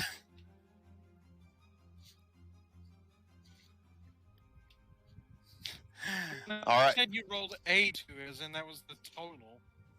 Oh no, yeah. He was saying like he rolled a 2 on top of what he had already rolled, which brings him up to 17, which is not enough. Oh, 16. Well, regardless, still not enough. Paul, as you're kind of wobbling up on the staff, you grab your shield and, thinking quickly, just fling it down. However, Kay glances up, seeing it coming, and curls up into their shell and dodges out of the way. And as they re-extend to parry a strike from Greylog, he gives you a smirk from down below and giving you a little playful salute. Have a nice trip, suit!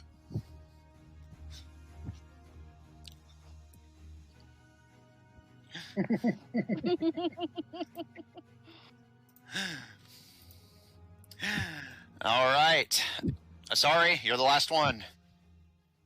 Okay, so I'm going to take my boomerang, and I'm gonna. So I get basically 2 actions, right? Yeah, you can get 2 attacks if you choose to do so. Yes. Okay, I don't know if this is like too elaborate for my state of confusion, but what I would like to do, because I think it would be cool, is to throw it so like it does like a circle, so it hits him twice, and then I can retrieve it. Yeah. I'll rule that like basic. However, I will say you're basically, are you gonna stay in the darkness or are you gonna move out? Because you can do step at least once.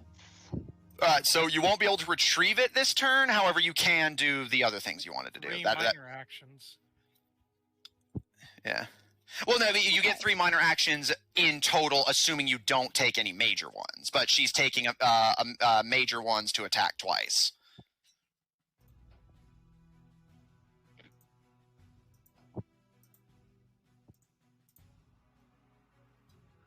Mm-hmm. Okay. All right, so I'll press the button on my Sally girl, and hopefully she can freeze this guy, turn him into a turtle icicle. First attack, 2d10. 2d10. Did you say I had Rule of Cool earlier? Yeah, I believe so. But make sure you guys are keeping track of this, because... Yeah. I remember you saying it. Yeah, for banter. Yeah, because of the banter. I rolled a 7 and an 8, and I'll use my Rule of Cool as well. Okay.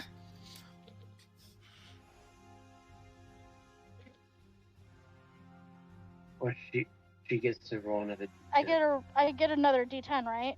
Yeah. Okay. I rolled another 7. Okay. All right. 22. 16, 17, 18, 19, 20, 21, 22. Okay. And I'll say since a lot of the damage comes from the dust, I'll roll this as an energy attack. So 22. Your stats turning that into a 29, which I think actually puts you high enough over his AC threshold to trigger a special effect. Yes, it does. Okay, so you got the +5 bonus. You did 5. You did more than this, but you didn't do enough to trigger the next rank. So you triggered the +5 bonus. You can choose to either confuse him, stagger him, or do critical damage. Ooh. How's he looking? Like, does he look rough? Greylog's pounded on him a little bit, but he looks like he can keep going for a while. Okay, then I'm going to stagger him. Okay. I want it to, like, to make him a little woozy. Smack him across the face and the head. Give him a concussion. All right. Roll me 1d6. Okay, D6. Don't fuck me. Ooh, 5. Okay, 5 damage, and he's staggered, which means he loses 1 action during his turn. Nice. As Is he you frozen as well? are you using your are you basically trying to trigger the dust effect? Yeah, that's why I pushed the button. Okay, I'll say basically I'll say you can try and trigger that on the next go. Okay. But in the future, try to basically try to specify I'm trying to go for a dust strike. I thought I had, but maybe I didn't. Well, yeah, because you said you were just using the button. So, anyways, so roll me 2d10. Okay. And because you're using dust here, this is going to work slightly differently. And oh, I rolled really good, an 8 and a 9. Okay, 8 and a 9. Okay. Okay. With your stats, that definitely is a hit, although not enough to be critical. However, because you're using, so you're going to use 1 capacity. You now have 6. You actually have the highest capacity of the group, beating Avaven by 1. So you have 6 capacity left, but that is enough to trigger it. Roll me 1d6, and you are going to do an additional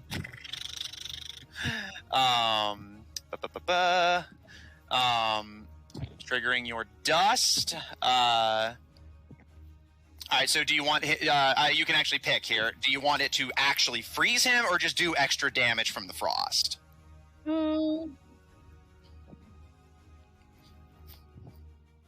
Let's do damage.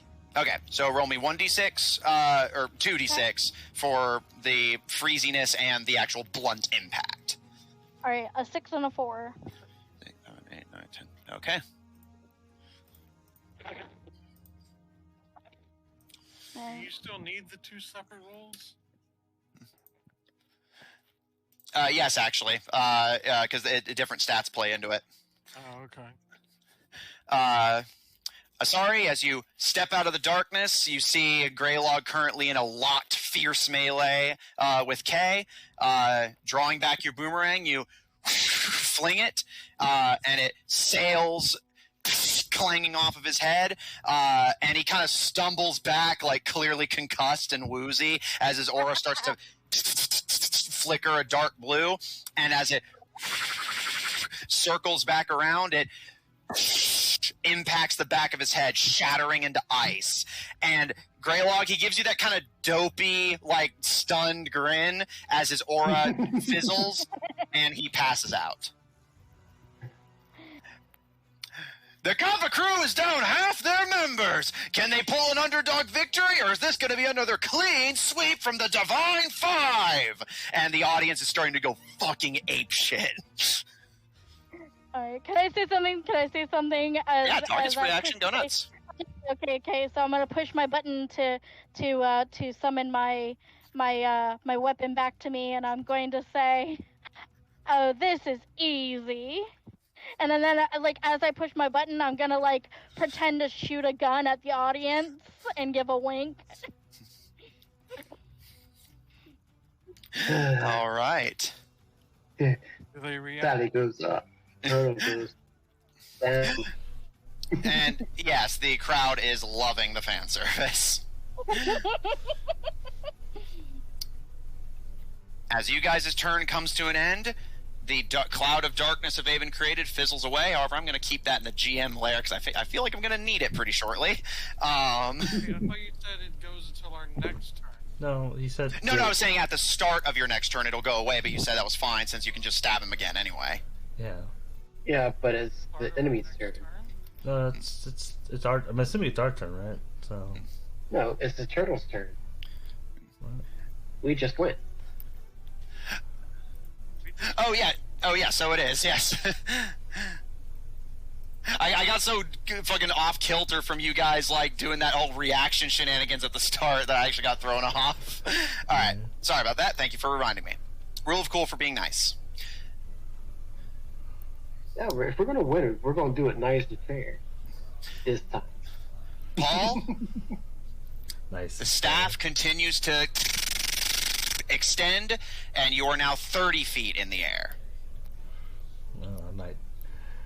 This might hurt.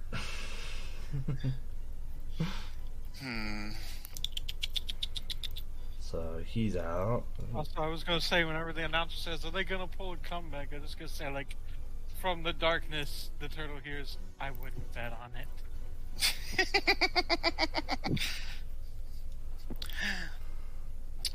Paul, you continue to extend into the air 30 feet up, and what does he want to do? He is going to such fun options.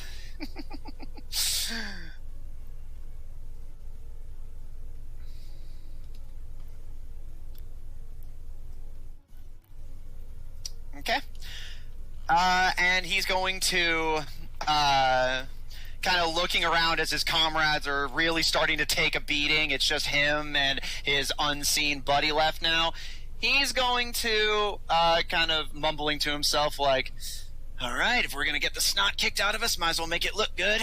And he hits a button on his belt, and Paul, the staff, extends even more rapidly, and you are now dangerously hanging in the air at a impressive 45 feet.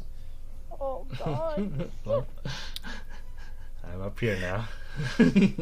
And the purple guy gives a to get the attention of all of you and the crowd, and with a very flashy pose of like hand on the button on his belt and like other hand like cowboy in it, he looks around at the crowd and, now this is what I call, and he snaps his fingers, a slam dunk.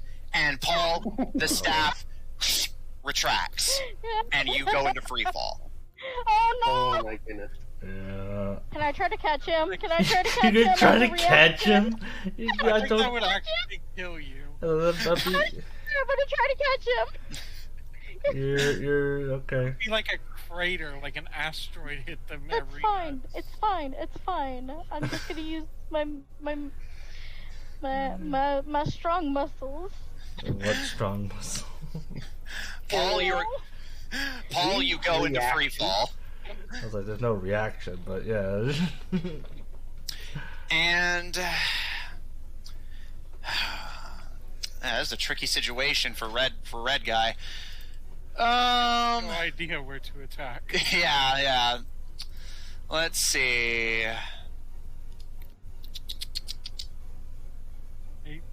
I guess technically he also wouldn't necessarily know which direction he needs to go to get out. Yeah, he's gonna play it safe. Avaben, with your special sense of the darkness, you see him retract into his shell.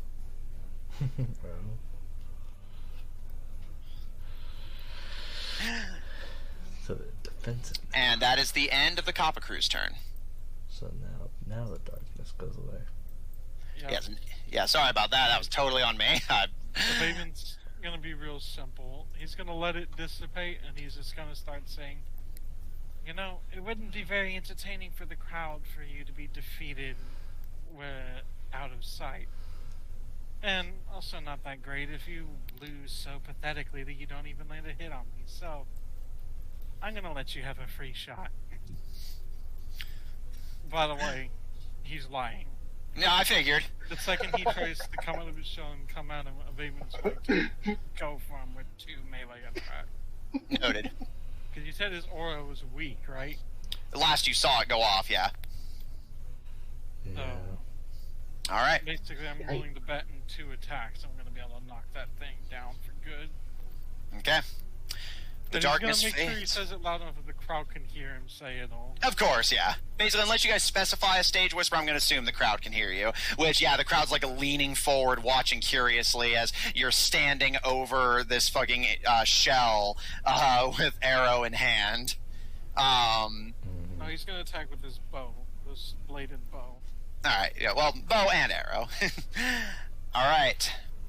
Paul? He does like that pose where he like has his arms out, but he's like still holding on to his bow, right? Yeah, like the gladiator pose, yeah. Paul, you fall 15 feet.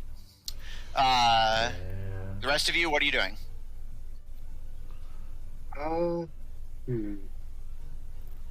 So there's an unconscious turtle at our feet, correct? Yes. Yeah, right here. Yes. Would it count as an action to move him? Oh, No, there's just some connection issues. And, depends on how you're wanting to go about moving him exactly. Like, what's your plan here? oi! Kick him over here!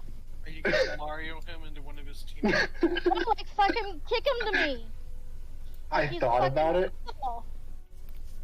but he actually wants to do something he hasn't done in a while. He's going to move him out of harm's way. Since the other guy walked off the field when he lost, he's going to move the unconscious guy off to the side where he won't be hurt when Paul falls. Okay. Good job. Yeah, nice. Like, Koopa him into his teammate. I thought about it, but no.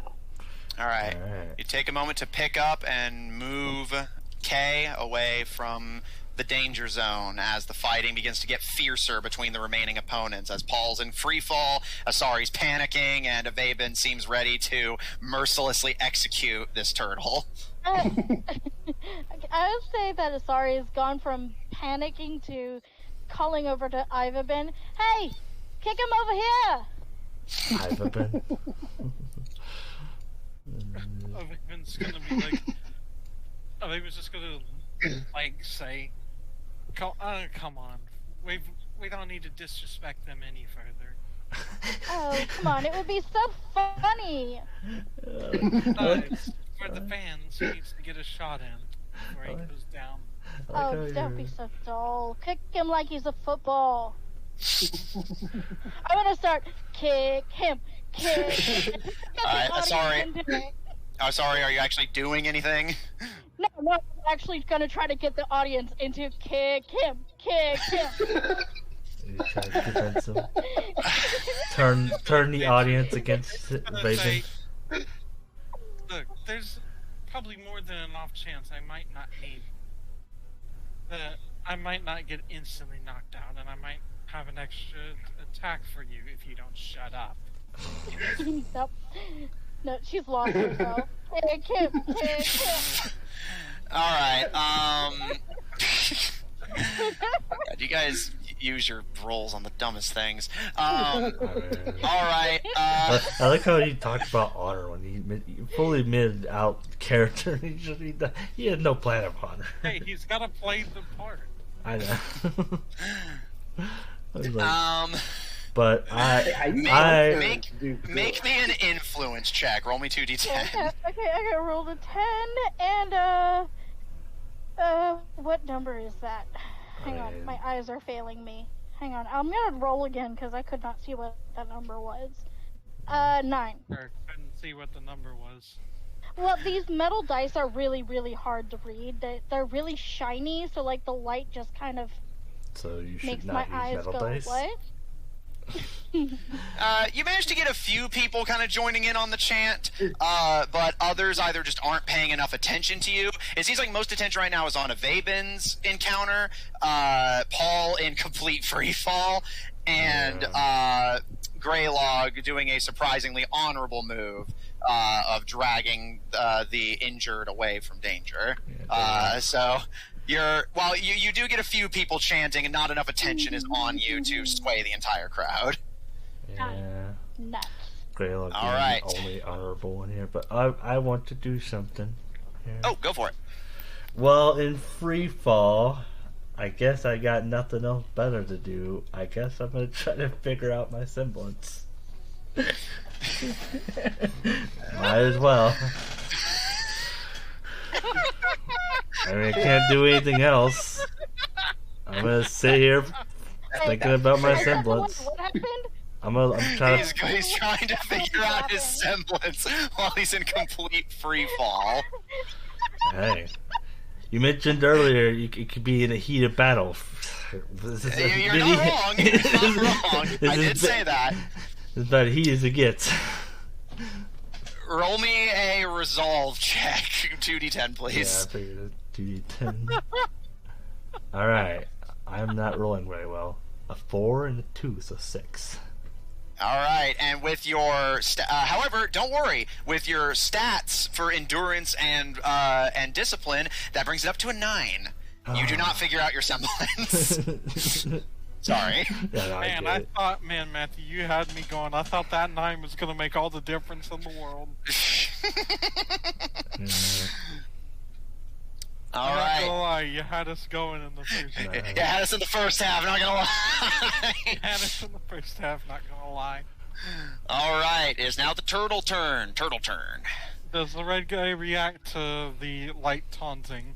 Well, it's his turn, so let's see what happens. Well, now he can see, so he doesn't have to be defensive. Sorry about that. Pulling up the relevant things I need here. Cool right now, right? Yes, I don't believe you used your other one yet, so yeah. I have one? Yeah, you should. Just making sure. Alright. Purple guy first, because he's the thinker. He's the thinker of the team. He does machines and stuff. He's the Greylog of the group. I'm not even gonna justify that. So the caster is going to.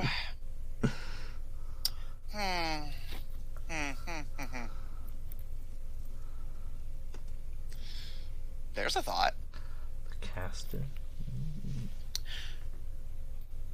The purple guy, kind of mulling over his options, looking around, notices Avaben standing over his bud, and oh no, you don't. And waving his hand, you can see a pair of watches on his wrists begin to glow purple.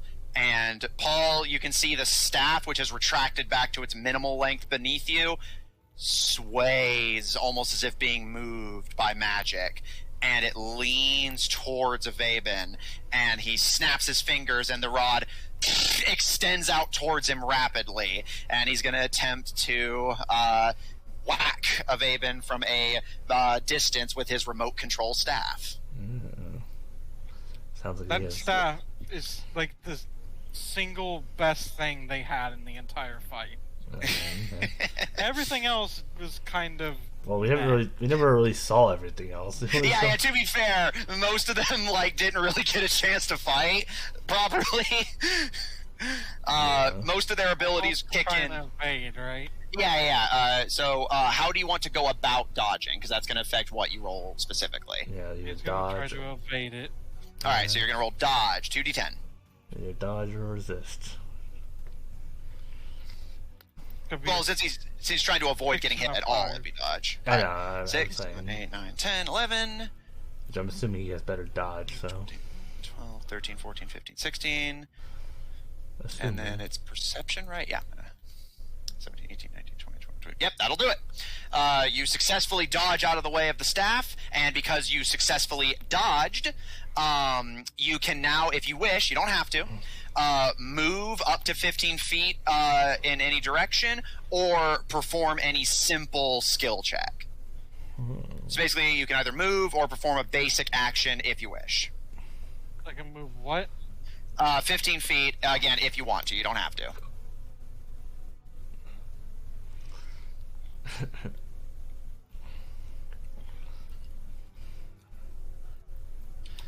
All right.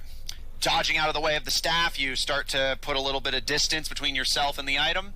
Can he do anything else?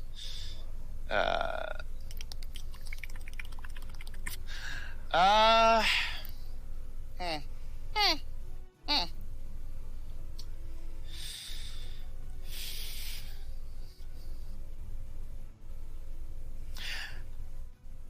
Yeah.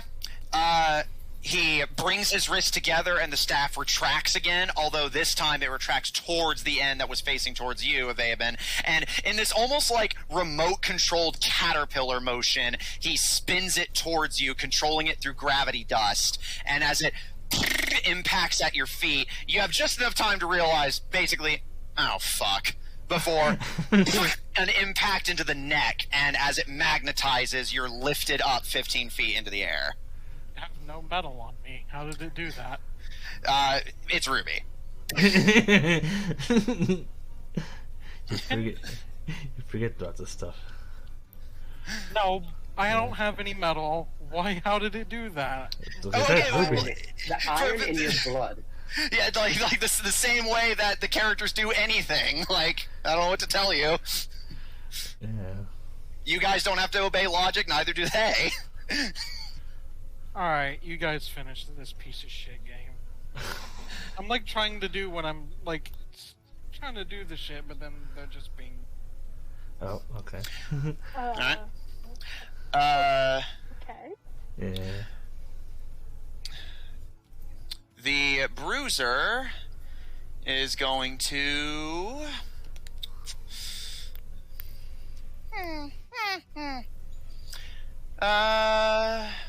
No need to do anything fancy. He's gonna make his way over to Asari and engage her in a melee.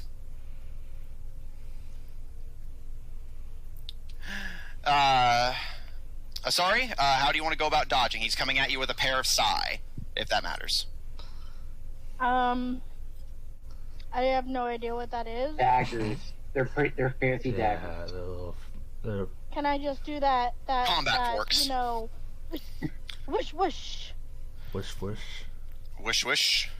wish, wish, wish, wish, like dodge, dodge. Okay, so you're gonna dodge. Roll me 2d10. Like, Listen, my brain stopped working about like 20 minutes ago. yeah. 9 and oh, where'd it go? 7.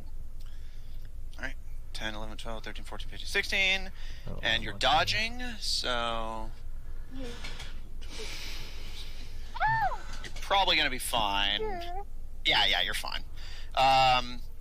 Alright, you dodge out of the way successfully, and because you dodged, you can move up to 1 range increment away or make a simple ability. So, you basically, to give you an example, you can either move 15 feet in a direction of your choice, or you can call your boomerang back to you, since you have not. Yeah, I'm gonna. Yeah, I'll call my boomerang. I'll be like, "Oh, Sally."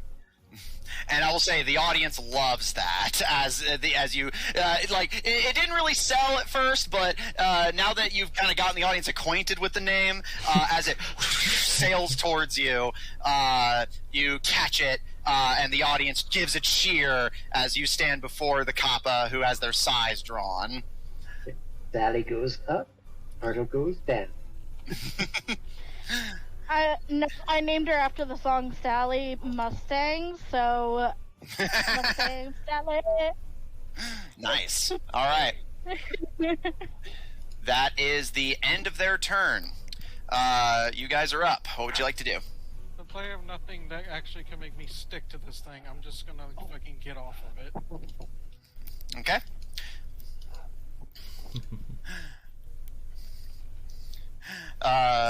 You take 1 point of damage from the fall, but otherwise are fine. And then I'm going to shoot this piece of fucking shit with 2 fucking fire arrows in the face. All right.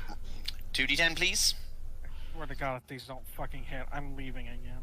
I mean, like rolled. You'll be back. Yeah. Where's my fucking shit? Where's You'll the fucking be dice? back. Where the fuck did it go? Soon.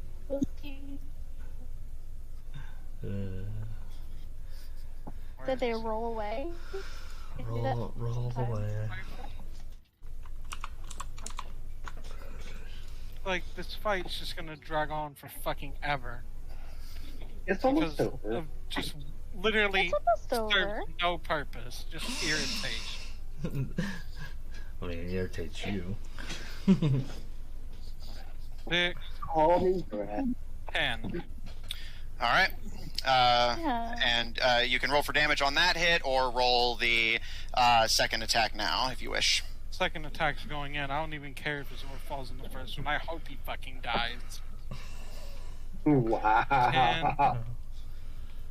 All right. I think you need to calm down, hon. All right. Roll me 4d6. First roll is 5 and 2. Second roll is 5 and 6. All right. He goes down.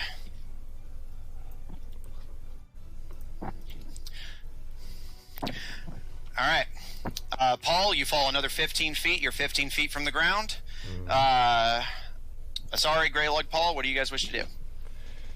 Well, I'm going to say to Greylog, hey, if we make a basket with our hands, like in our arms, do you think maybe we could catch them? Like, I'm essentially doing like the trust fall firefighter thing, where you like lock arms together and make like a human basket. There's the other two. It's up to you, Jer, if you want to do that with her. It might Rip. work. Curiosity, did it take both shots to get rid of his Zord? Didn't. Actually, I didn't even check. You were in a bad mood, so I just assumed they hit. You just assumed they hit? I wanted him dead so you would stop being mad. Oh. Great, now it's fucking handed to me. Thanks. Sorry, Greylog? This is not a situation that you're gonna win in. No, I know. I'm used to it. Yeah, Oh. continue. What do we want to do? You want to do the catch a man in a basket move? You know what? Sorry Let's if give I'm it a shot. robot. yeah, you're good. Yeah, First, he's going to pick up the turtle, let's the one turtle, his sword that he had. All right. I want to pick that up and stab it into the floor next to me, so I can have it at hand Okay. for next attack. Okay. Noted. All right. Grabbing his machete, you run over and lock hands with Asari, preparing to catch Paul when they hit the ground. Paul, anything from you? try to put it in the basket, buddy. I don't know if I have any control over where I fall. You do not. Yeah. So, I guess, second, try it. Let's try if I can try a second time. All right. roll your d10s, man. Yeah, I'm gonna allow you to discover your semblance on the last round of combat. yeah, who knows? Hell yeah. Yeah, I could do this now. Was it useful? Probably not. Winner. Before it becomes useless. Oh, I mean, it's probably still useless because I rolled a 7. Yeah, you still don't know what your semblance is, bud. Sorry. Yeah, I know. Poor thing. Will you at least tell us after, Oh. after? No, yeah, I I'll tell you think- guys what your semblances would have been after. Yeah, I figured he was gonna do that. All right, turtles go. Not looking good for the turtle. If I can be quite honest. I'll look at him as I'm holding my hands out with a sorry. You can always give up now and save yourself the disgrace. Yeah, surrender. Okay. Hold Maybe it's just down. gonna be Surrender, like, overpay to fight. Abaven's just gonna be like, The trouble. Make it double. And what's Abaven gonna do? we're just gonna say to him is like, look, things aren't gonna go well, obviously. But maybe you should at least finish the fight before your friend rudely interrupted. To protect the world from devastation. He kind of looks back and forth, kind of considers before looking to you, smirking and drawing his size. You're on. Hey, To unite all people within the nation. Oh my goodness. To denounce the evils of truth and love. What are you doing? It's the Team Rocket yeah, motto. yeah, it's the Team Rocket Well, motto. I know what it is. Why? So why not? Why not? Because it was funny. I feel like I'm missing some context. No, I'm willing to sacrifice my rule of cool that I had earlier for that one. I roll Alright. to evade these attacks, right? Yeah, and just how do you want to go about doing so? And fairly certain evasion would be my best one, right? Well, the dot. Basically, you kind of Let word me it. actually see what your best one would be. You kind of word it, but yeah, it's like Agility. move out of the way. You know, it's all about Best is- words. Your best bet would be dodging. Although if you use dust to dodge, it's only very slightly less effective in terms of raw stats. Dust. Okay. Yeah, do like I guess that. I'll just dodge. All right, 2d10. To dodge his attacks. Because I assume he's going to attack twice, right? Actually, no. He can only attack once. Oh, okay. Let's see what we get. Yeah. 3 and a 2. All right, 3, 2, and with That ain't your going to be nearly good enough, I bet. 5, and then with your stats, that becomes a 16. It's not quite enough, but I double Hey, he check. does. Ooh, you do still have a rule of cool that you could use. I do? Yeah, you you haven't got used your other one one yet. left. Okay, sure. Might as well. All right, roll me an extra d10. That extra d10 is a 7. All right, that actually takes you out of it. Good catch, actually, because he actually might have hit you good enough to critically strike had that attack landed. So, all right, you managed to dodge out of the way. You can choose to move or make a simple action, your choice. What are the simple actions? Basically, like, you can do something like reload or like do like just basically any like kind of minor thing the minor of your action. choice. Yeah. So I'll just sidestep the attack. All right. Okay. That was his turn. Yep. Okay. That is it for the turtles. It is not looking good for them. You guys are up. Well, yeah. Evasion's going to attack him. All right. Roll. Yeah, well, he's attacking what's going on. Yeah, we'll get to you. Attack is 10 and a 7. All right, What's the 10. damage for that 2d6. If you're using you're using your sword thing or arrows. Sword bow. Oh, this is Said he was 1d6 low. then. 1d6. Yeah, you only got 2d6 because of the dust. So yeah, 1d6 on a just regular weapon. Or am I going to need another hit? Yes. Hold on, that second one cocked. 6 and a 5. All right, 6 and a 5,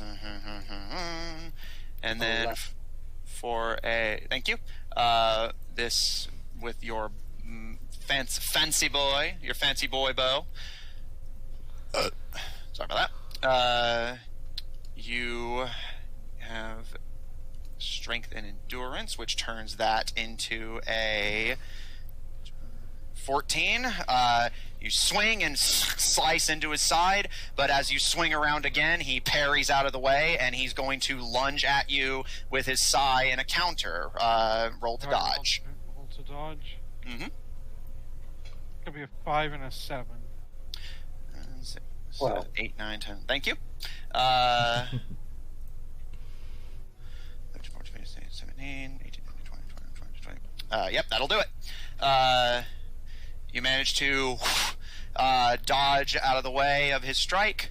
The two of you are in a fierce dance of death. Both of you having minor. You know what? Vaven's gonna throw this guy a bone. He's gonna say to the others, "Don't get involved. I'll finish this, or well, one of us will finish this. He's all yours if I lose." All right. Sorry, Greylog. I'll give you a rule of cool for the attempt to save Paul. Both of you roll me 2d10s. Okay. Why are they rolling 2d10 for? They're going to try and catch him so that he doesn't. Because I'm going to be flat out. This fool could actually kill Paul. Yeah, like, I figured. Oh shit! I don't have a I whole. got a 7 If and a nothing- 9. if nothing slows him down, he's just straight up going to die. Yeah, I figured. All right. Vaven's just gonna be like, honestly, I feel like that staff wound up being the best weapon you guys had. My brother's something of an inventor. All right, 7 and a what? Sorry. 7 and a 9. And then 18. 16. All right, 16, 18. All right. Alright. Okay. Do I get a rule of cool for fighting, for saying, "Let me fight in 1v1"? No, but only because it's actually a thing in the game that, like, basically the more I distribute rule of cool, I have to start holding back on it as the fight continues. Basically, it's to encourage you guys to do more and more wacky bullshit like Ruby does as the fight progresses. Unfortunately, an honorable 1v1 duel was not. Yeah, like, that's not really the typical style. Alright, strength and endurance on the two of you, which, not excellent. Does the crowd at least enjoy the 1v1 duel going on? Yeah, yes, they do, very much so.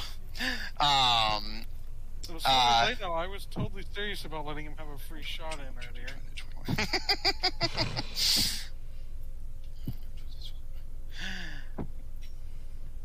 Oh, All yeah, right. totally sure. But you were Yeah, totally I know gonna what do I want to do. Alright, the two of you with your hands locked prepare to catch Paul, and he impacts into the two of you, and his weight just yanks the two of you to the ground.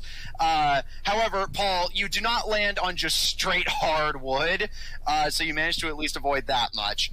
Your aura shatters like glass, and Paul, you barely cling to life with 1 HP. However, Greylog and Asari, in basically saving him, Asari, you're down to 1, and Greylog, you're down to 2. Oh, They lose their auras too. Falling damage cuts through your aura and just does health damage. Oh, okay. Okay. So they didn't take any aura damage, so it's not. That would have been a pretty amazing way to throw the fight, to be honest. Because it seems like Flower and Fall just don't exist right now. As far as we know. As far as you know. Alright. So, can I get up and get our good old Sally? And Well, it was. what I would like to do is I'm gonna. Well, it sounds Go like. ahead.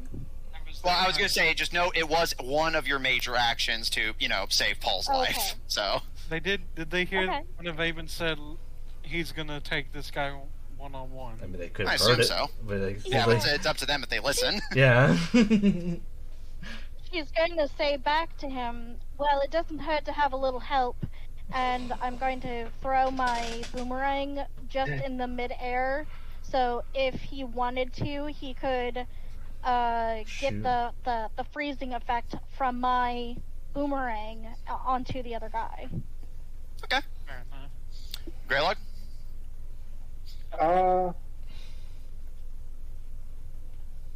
Honestly, at this point, he's just going to walk and just make sure. Actually, he's going to go check on the other turtle, the purple one that went down with Avavin's arrows. No, this one over here. Okay. Yeah, he's going to go check up on that guy. He'll go Okay. to the water if he has to. Okay. Just water. Yeah. All right. That's your major actions to get there, and with your minor action as you dive into the water, swim through the pool, and hoist yourself up onto the other side, you notice the water is full of ash and ice crystals from you guys constantly freezing and unfreezing it. As you look, the turtle is covered in soot and has arrows sticking out of his shell, but he seems fine, just unconscious. And you can hear him giving that kind of like, as he's just laying there. Poor Paul? Squirtle. Well, after falling for, so long and... Aura was knocked out. well, doesn't matter. Did you say my aura? Didn't you say that all my... They just went straight for shield? You said your aura shattered. Technically, that was more of a flavor thing, just to indicate that it cut through to his health, but he doesn't have a semblance anyway, and he's not really fighting, so it doesn't matter that much anyway. What do you do? I mean, I go fight now. I'm gonna go pick up my shield now, wherever it is. Yeah, it's right where you left it. Just whoop, pick it back up. I will reactivate the cover. Oh yeah. I'll probably turn that off too. Just make sure he doesn't need to be covered anymore. All right. Your shield collapses back into its singular form. Yeah. One of Greylog's best inventions, if I might say so. Oh.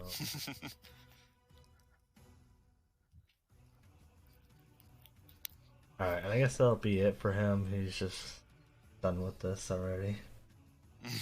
All right. I will say, does anyone have intent to interfere with the duel?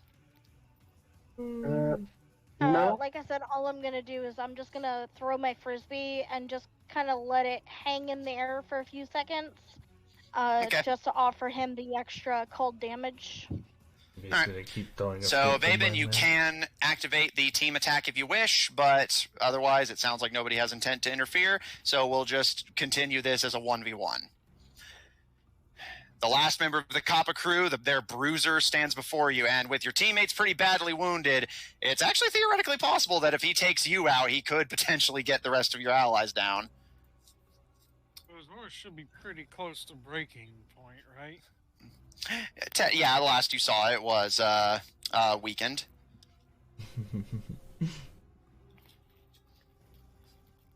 That would be a pretty a pretty crazy, turn of events. I'd applaud that man. He would deserve the win. Yeah, we lost. I believe you've already attacked Avaben, so he is going to try and attack you. Alright, let's get that evasion ready. Yep, roll me 2d10s, my friend. It'll be a 7 and a 6. 7, 8, 9, 10, 11, 12, 13... 14, 15, 16, 17, 18, 19, 20, 21, 22, 23, 24. Just barely enough. You dodge out of the way, but his sai misses you by a hair. It's getting harder and harder to dodge his strikes as you're starting to get a little. You're starting to get pushed a little bit, and he, on the other hand, seems completely in his element, just wailing on just someone who's in his general vicinity. Are you sure you don't want help there? Don't. You can't just wait till their turn starts and then do your thing. I mean, I'm just offering help. It's their turn. Well, she's just saying it as it's kind of like a whole free action aspect. I think she's implying. We'll see. Talking. Vaben, you're up. He attacked once? Yeah. Told you can only attack once.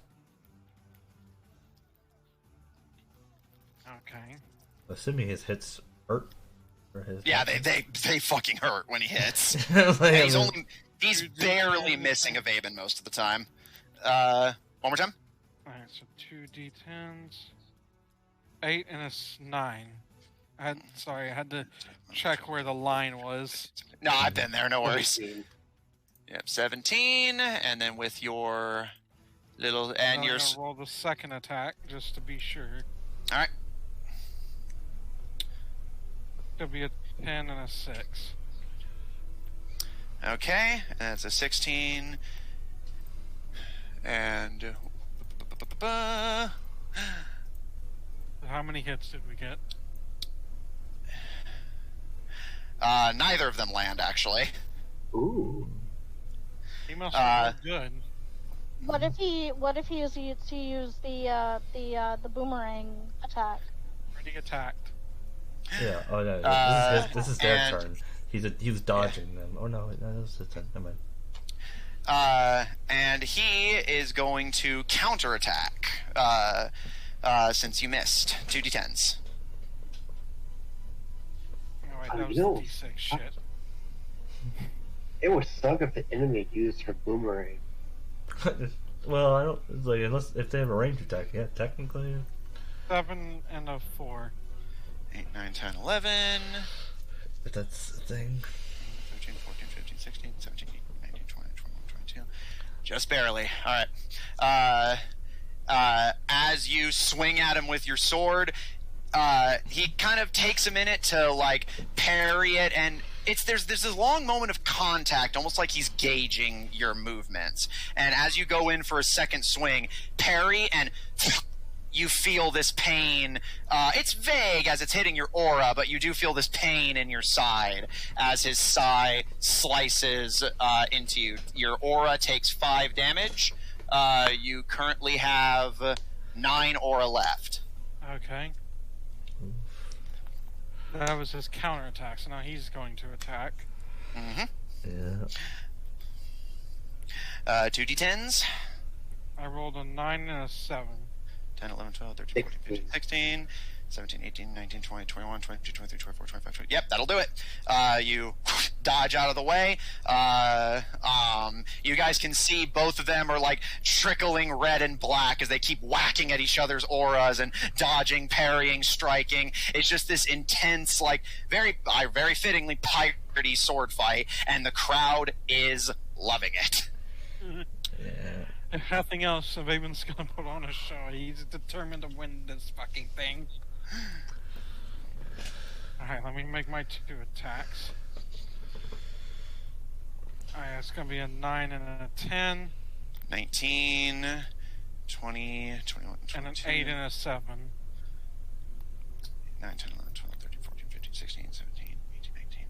Alright.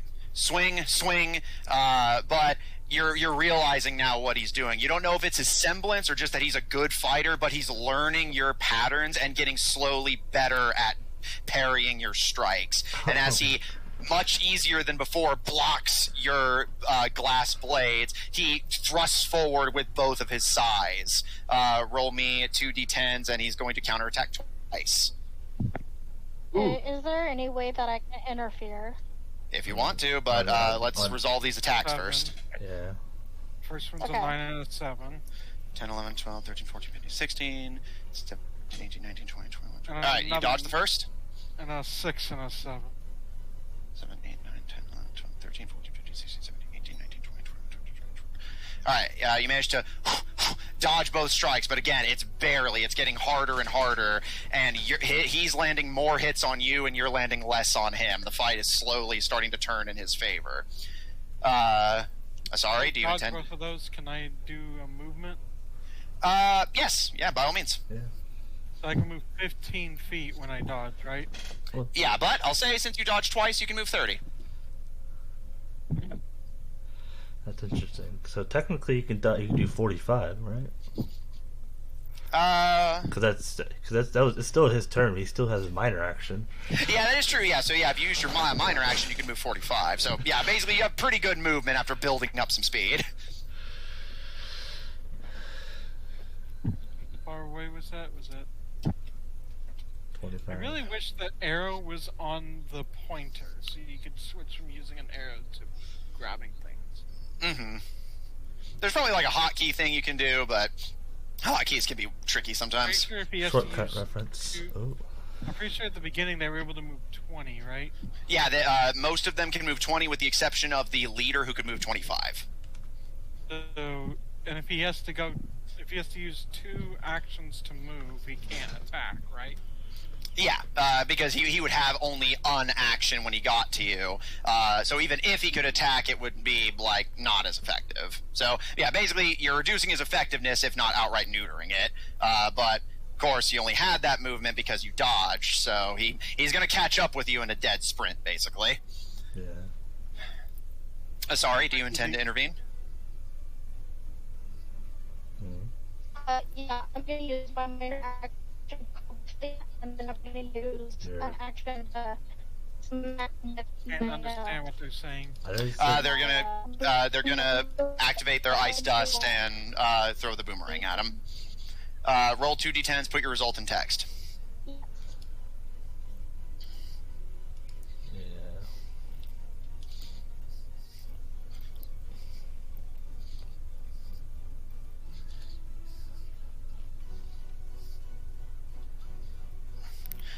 While that's going on, I'll decide what he's gonna do.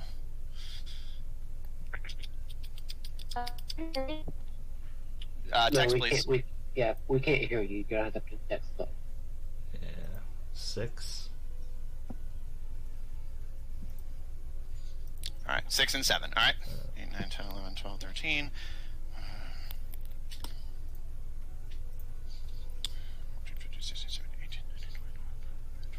Yeah. Okay.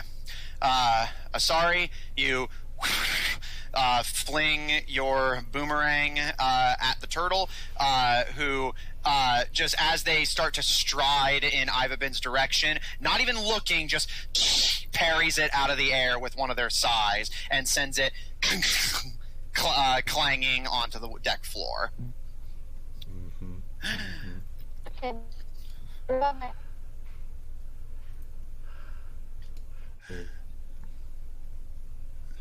She says, "Looks like you need some help."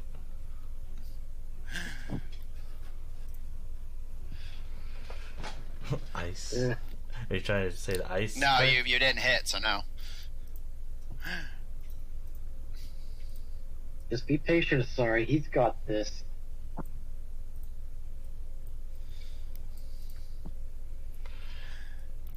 It's going to move 20 feet.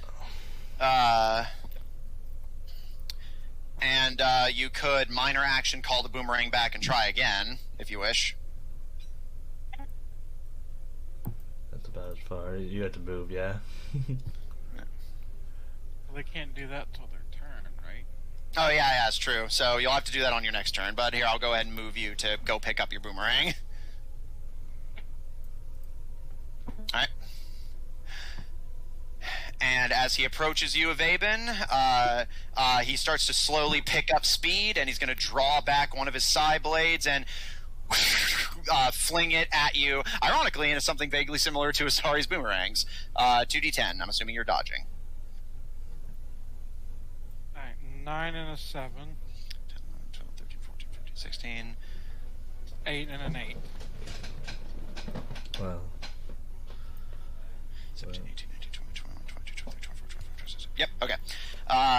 Avaben, you successfully dodge out of the way of the side blade as it impacts into the arena floor, actually nearly hitting Imamu, who's like off the arena behind you. And you can hear the pirates in the stands that you're getting closer to give like a whoa as like the side blade hits the stands. His side blades?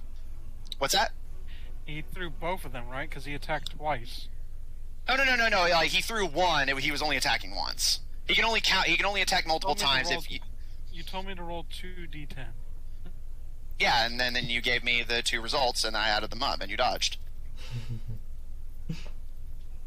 Oh, I'm the stupid one. I thought you said it doesn't make 2d10 rolls, as in he attacked twice. No, yeah, I was saying, yeah, like the 2. They wound up being the same thing. They wound up being the same total, anyways. No, yeah, I figured there was a misunderstanding, so I just basically like ignored the second one, and because I already knew you missed, or yeah, he missed rather. All right, Avaben, you're up. You dodge, so you can do that free movement if you wish, and you are free to respond if you wish. I'm going to shoot at him with. Might as well send him with I guess if we're gonna send him, we might as well try to send him with a flare. So we're gonna use the explosive, fiery ones. Okay. 2d10, and you can attack twice, but let's resolve it. So first 2d10 for your first attack. 10 and a 10. Nice crit. Yeah, And so you hit him, right? It's a guaranteed hit. Yep, guaranteed hit. And let me actually see. I'm almost certain you trigger a threshold with that. So that's 20, and then adding in that you're using a heavy weapon, that brings it up to 25. All right, not quite enough for a like. Yeah, basically you do hit him, but not quite enough for a over his threshold level. So it's not possible for me to get over his threshold. Well, yeah, I mean, yeah, he's the best melee fighter of their team, but you do hit him, so you can roll your second attack or roll the damage for the first, whichever you want. Try the damage for the first and see if the second one's necessary. All right, 2d6.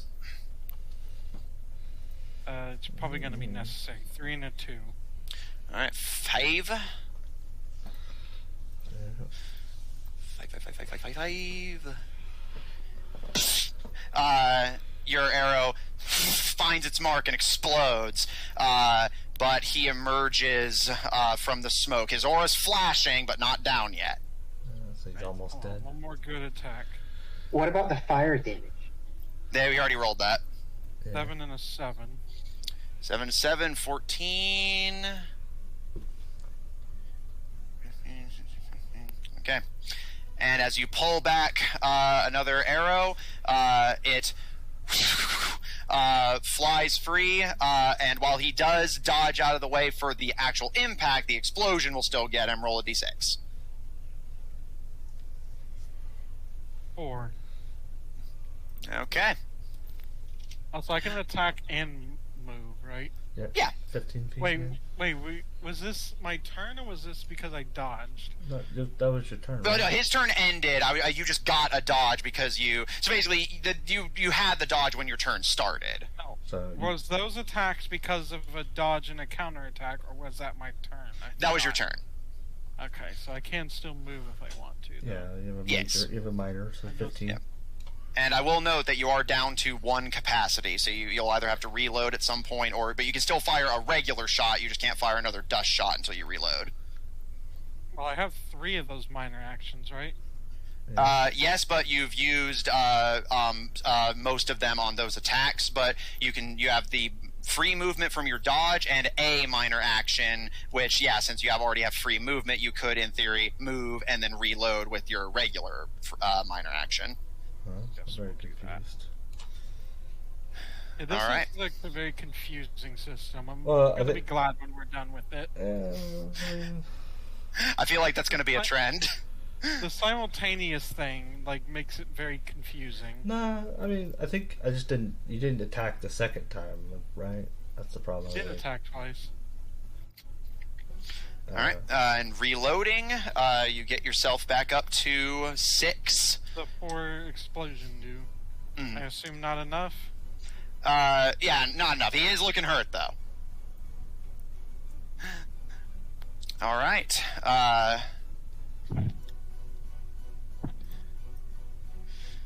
Okay, you should hear me now. Yeah. Hello. Hello. He's gonna move up there, and Does he have like reach or something? He threw one psi already, and I don't think he got it back. yeah, no, it's too far away. It's not worth it. So he's not going to be throwing an... Well, if he does throw another one, it's going to be a big risk. Because if he misses, then he has no weapon. All right. And he's just gonna keep. He's not gonna bother doing any fancy maneuvers. It's not really his thing, and even if it was, he strategically doesn't see the point. So he's just gonna get right up in your face and just see what your plan of action is. But as he gets up right up on you, and you're basically at a dead sprint with him, like over your shoulder. You can actually hear him as he catches up to you. Just, come on, man! Yeah, that's the problem. Melee against As range. the guy who won't go down, your order's been low like 50 times already. That's my special magic. I can recharge it. Well, then stop recharging it and I'll stop running. I haven't been recharging it for a while. You said honorable duel. I'm dueling honorable. Wait, what's your name? I'm dueling Ivabit. Yeah. So this could have been a much more, tedious fight than. Yeah, technically he can do that as many times as he wants, but he decided to play it fair. Then what? No, he definitely did it at least one time during this fight. No, like, he hasn't done it since you declared a duel with him. Remember when he retracted into his shell, like, right before you declared the duel? That was him using his semblance. Yeah. Yeah, that's fair. Alright, Avaven, you're up.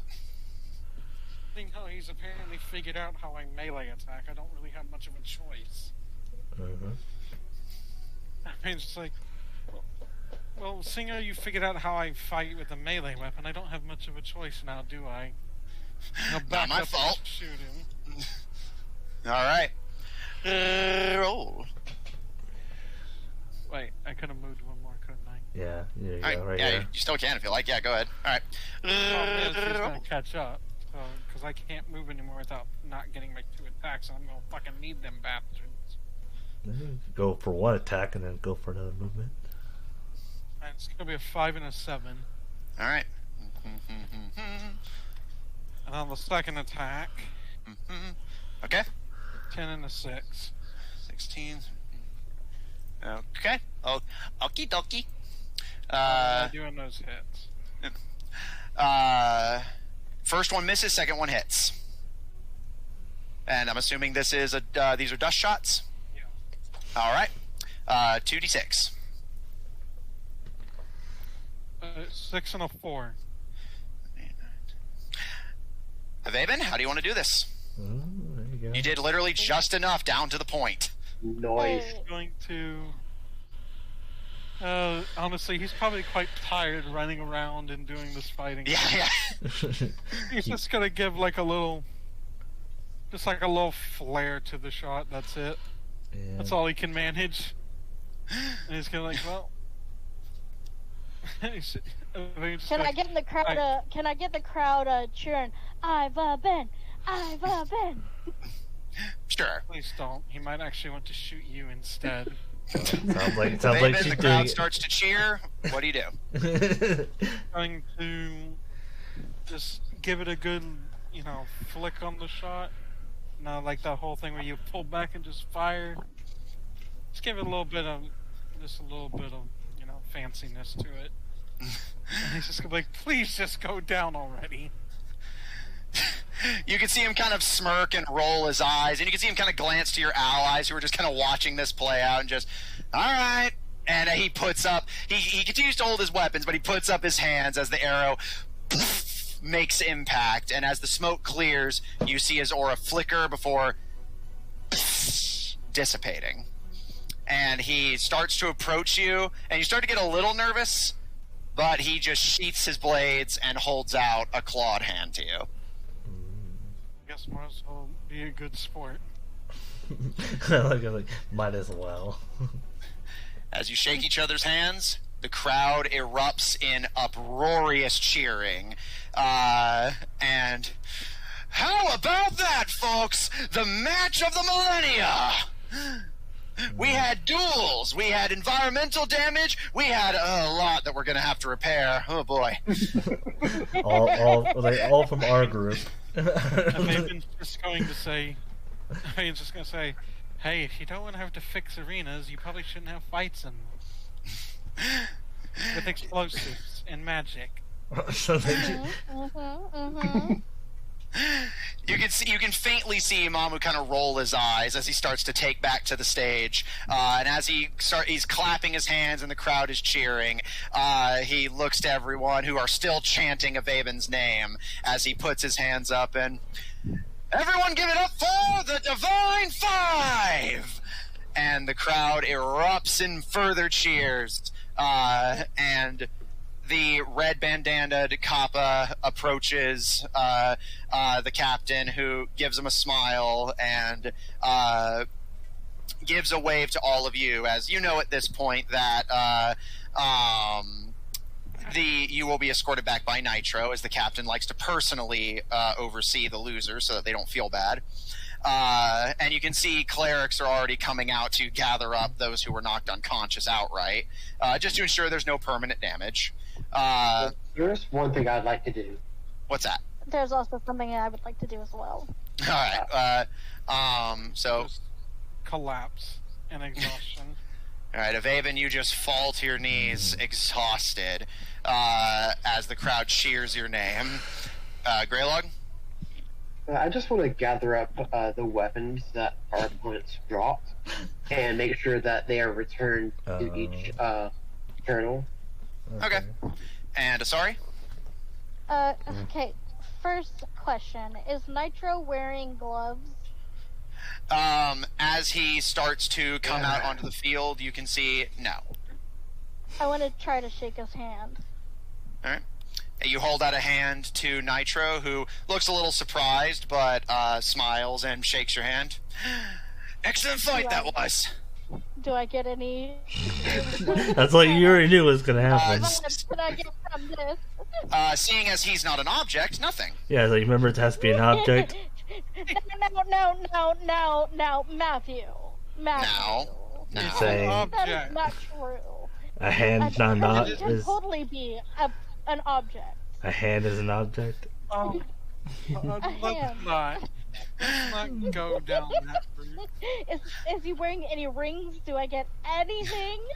You see the epic journey of the signet ring he's wearing. That seems important. You see the epic journey of the hand lotion he used. There you go. There's your object. Yeah. Or you think That's it's head the lotion. type of journey I'd like to see. And Paul, as you're catching your breath, as you and pretty much, actually all of you took at least some straight up health damage, more than you took aura damage, really. So as you're all recovering, Paul, your thought is, where are the twins? And you kind of look around in confusion before you see over in the corner, at some point during the fight, you presume likely the purple bandanaed one, seeing as he's established as an inventor for his group of some kind. You can see that there actually had been a small collection of constructs that had taken to the field, completely unseen by any of you as the purple turtle was flanking. And Flower and Fall sit atop the wreckage of about 4 or 5 humanoid robots, and just like kind of happily chit chat to each other. And as they see you looking, Paul, they just give you a wave. Mm-hmm. I'll wave back. All right. That Then child can make any friend. There's one other thing I would like to do. Okay, what's that? I want to go help Ivan up to his feet and help him get off the field. All right. If he will accept. Ivan's just like, just give me a second. All right. Greylog, you wait. Avaben slowly catches his breath and rises to his feet.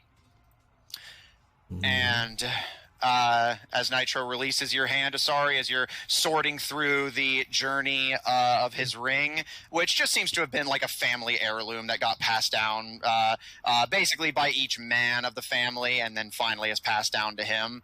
Just a point of interest, was it his family? Yes, or as far as you can tell. Interesting. Where's?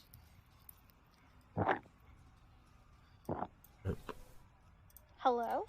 What did you say? Hello? Hello. Hello? What were you saying? I wasn't saying. Well, actually, I was gonna say, how did they figure out that like There was something that one of us did where we learned that there was a bunch of Atlanteans that ran. Asari did Yeah. that ability on the arena itself, where you discovered that it's like an ancestral thing that every captain before Imamu was an Atlantean. Yeah. Nitro. Nitro, yeah. That's They why I just- thought that it was interesting that his whole family is has a signet ring, as it were. Did any? Oh, actually, I should probably stop doing that. This is for like Asari's question to ask. Well, I mean, their answers probably there because I did ask a ton of questions. What's your Yeah, question? but we wouldn't know that because you haven't told us any. Well, So that's true. it would be metagaming. As you all reassemble, any final business before you're escorted to the next arena where the next round will be announced? Just, glad I'm not dead, Valid. I guess I'll thank, already forgotten their names, Greylog and Asari. There you go. All right. Paul thanks the two of you as you all reassemble around Nitro. And you all are taken off of the field as the Kappa crew is escorted out the other side. And once you're all in the halls, away from the screaming crowd and the sounds start to become more distant, you can hear the distant explosions of presumably other fights wrapping up. And Nitro, kind of looking over their shoulder, gives a smile. And I didn't get to see much of the fight. I'm a busy man after all, but I could hear the noise and the crowd seems to like you well enough. Take it everything went well? Where were pretty you, if well. I can ask? Down in the engine room. Got to do some maintenance periodically to keep the ship afloat, literally. Yeah, I've heard you do quite a lot for us, and I wanted to thank you for everything that you do. Oh, thank you, lass. It's nice to be appreciated. First mate and head engineer is underappreciated positions, both of them. Can I ask you, is there a time where it would be appropriate for me to sit down and discuss the engines with you? And he kind of rubs at the back of his neck in thought, and I'll come and find you if I have a free moment. All right, sounds fair enough. Where do you think this puts us in the rankings? Well, if I may be quite honest with you, the Kappa crew weren't ranked particularly high. They actually did far better than we expected. I guess this system benefited them quite a lot compared to most of the ones. But if I had to take a stab at it, I'd say this might put you at rank 11. The bomb squad didn't do so hot. From what I understand, if you're hearing the crowd reactions, then that's the main point. Aye, lad, you're starting to get it. Yeah, he told us to perform, so I tried to perform. Aye, the crowd seems to like you. Oh, I'll be a kind soul and give you a fair bit of warning. You're probably not going to be awful fond of this next round. Oh no. Okay. I can't give away the details too extreme. That's the captain's duty, after all. But understand, some of the brethren and their lower rung captains are bringing their kids along, and some of the brethren are awful young themselves. So the captain thinks it'd be good to have a bit of blood sport for the kids, you know? Like in the sound So we're supposed to do this geared towards children? Aye. This one's real popular, like among the crowd, at least from what we've done a little bit of digging to see what the thoughts would be on it. But I know our fighters well enough to know most of you aren't going to be fond of it. I mean, I don't mind Are we gonna be- children. I Are just we going to be playing knife and seek? I just wonder about the rules and such. And Well, the how captain will it's make sure all work. that's addressed. That would Did he kinda hear suck. my joke? Yes, I just can't respond to everyone at once. Avaben? Oh, sorry. It's like, what, are they gonna turn us into kids? Not quite. You'll see. Any final business with Nitro? Oh, what's up, sir? The only other guess that can make is if we get turned into fluffy animals. Maybe. You can see Nitro give a little bit of a smirk. Any final business, or are you guys ready for the announcement of the next round? Let's find it. I'm Ready for the ready to- announcement. Yeah, Yeah, I'll rest until then. All right. on to whatever this we're about, the chaos we're about to ensue. While we're waiting, I'm gonna kind of say to the group, I'm glad that we seem to have favor with the crowds. I As guess. long as we keep it going, we should have a pretty good run of it. As you guys are taken by Nitro to the next arena, the crowd begins to assemble as you see all of the fighters gathered. Most of them look a lot less beat up than they did before. You gather that you guys were a little odd for having so much of the damage cut through your auras. Most of the other fighters, their auras just got damaged, so they look fine whether they won or lost.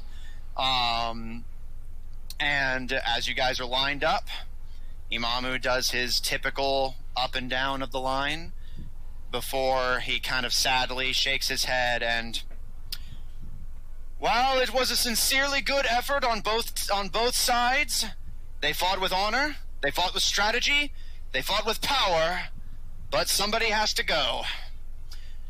Kappa crew, you are dismissed. And you can hear a few people in the crowd kind of give like, oh, like they were clearly betting on them. But the turtles, who by this point have all recovered, for their part look perfectly content.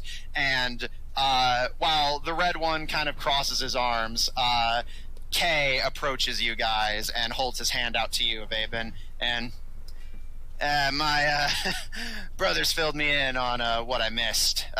You guys fought well. Congrats. Yeah. I'll shake And, their hands. I'll say good job, and good luck on getting jobs. It's hard out there. Hey, you heard them, and he nods to the crowd who are still, like, objecting to them getting kicked out. We seem to have earned a few fans. Might be able to find a new client somewhere on the ship. Never said we had to get kicked off, just said that we can't fight no more. That about right, I'll Captain? offer 'em a high five. Which he gladly returns. And as that's happening, you can see the purple one is in deep conversation with the twins, and Avaben, you're approached now by the red one, who kind of stares at you for a moment before finally nodding and giving you a smile. Let's you and me try this again sometime. Preferably with something both of us are used to, huh? I'm not 100% certain whether you'll have more or less of an advantage in that situation. Guess we'll find out, huh? Oh, and word of advice. And he kind of gently taps what of your bladed bow he can see. This thing's a bit heavy for you. You're clearly a good shot, but if this happens again, something lighter might be more your fancy. It's not my usual go-to. They just told us to make something. Fair point. I didn't even bother. I just used what I normally do. And he twirls the size before sheathing them again.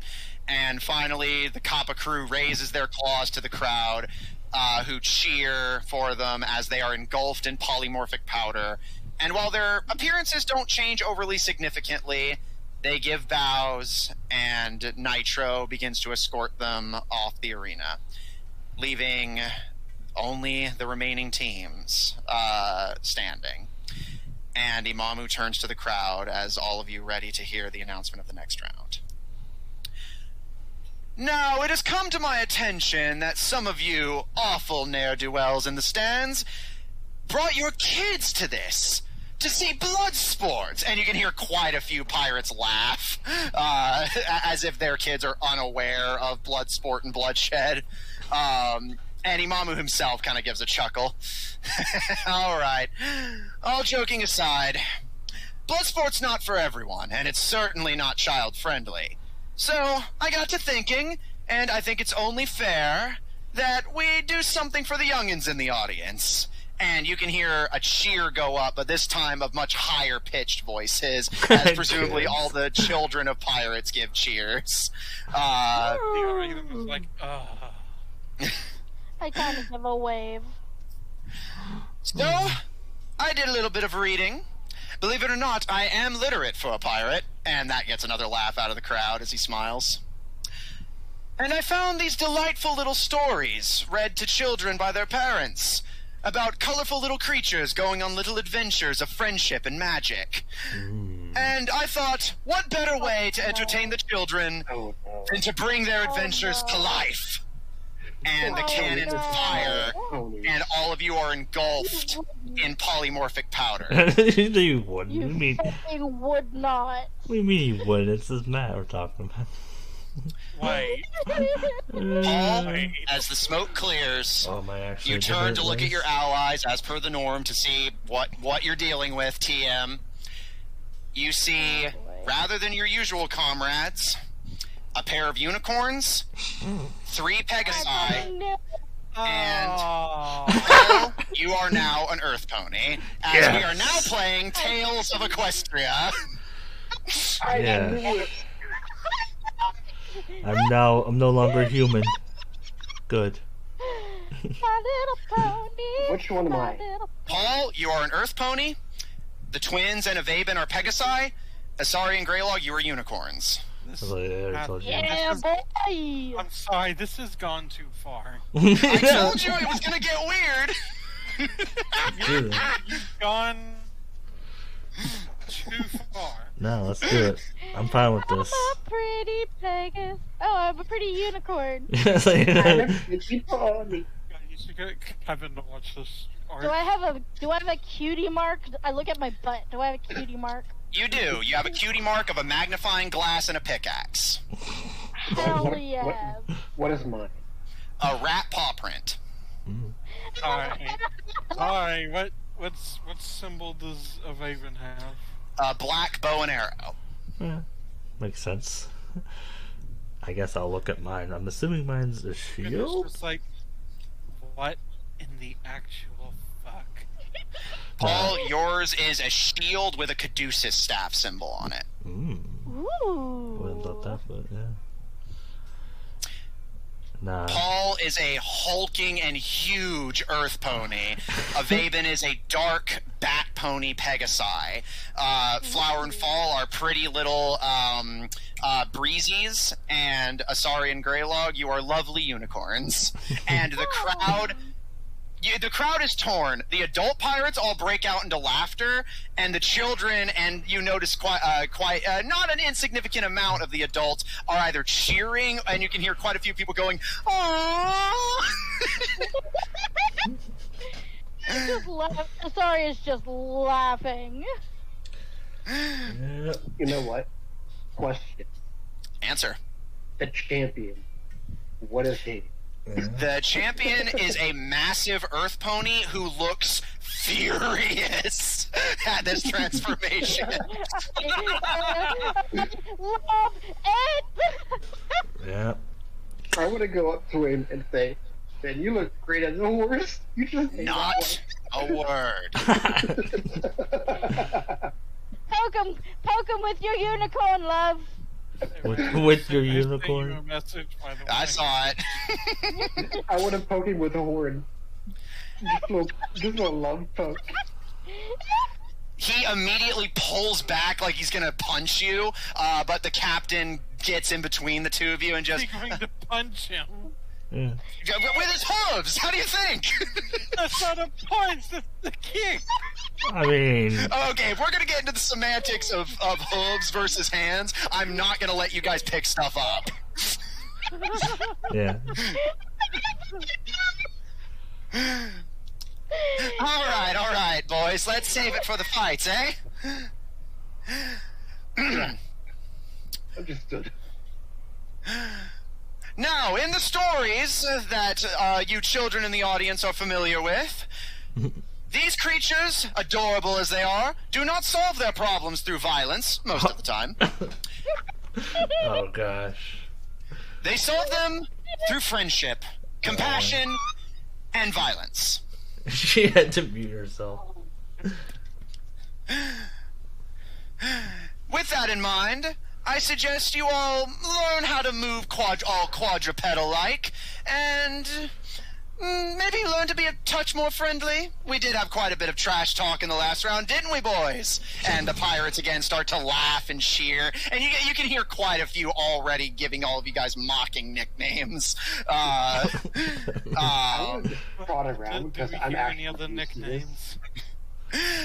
You do faintly hear a lightly British accented voice in the crowd saying "stupid animals." Stupid Yeah. animal. But I want to just like I trot like how around you because I'm incorporated used that. to going around like this. Yeah, you shaped I it, have so experience. being an animal. I don't know if I'm gonna be able to do this art, guys. I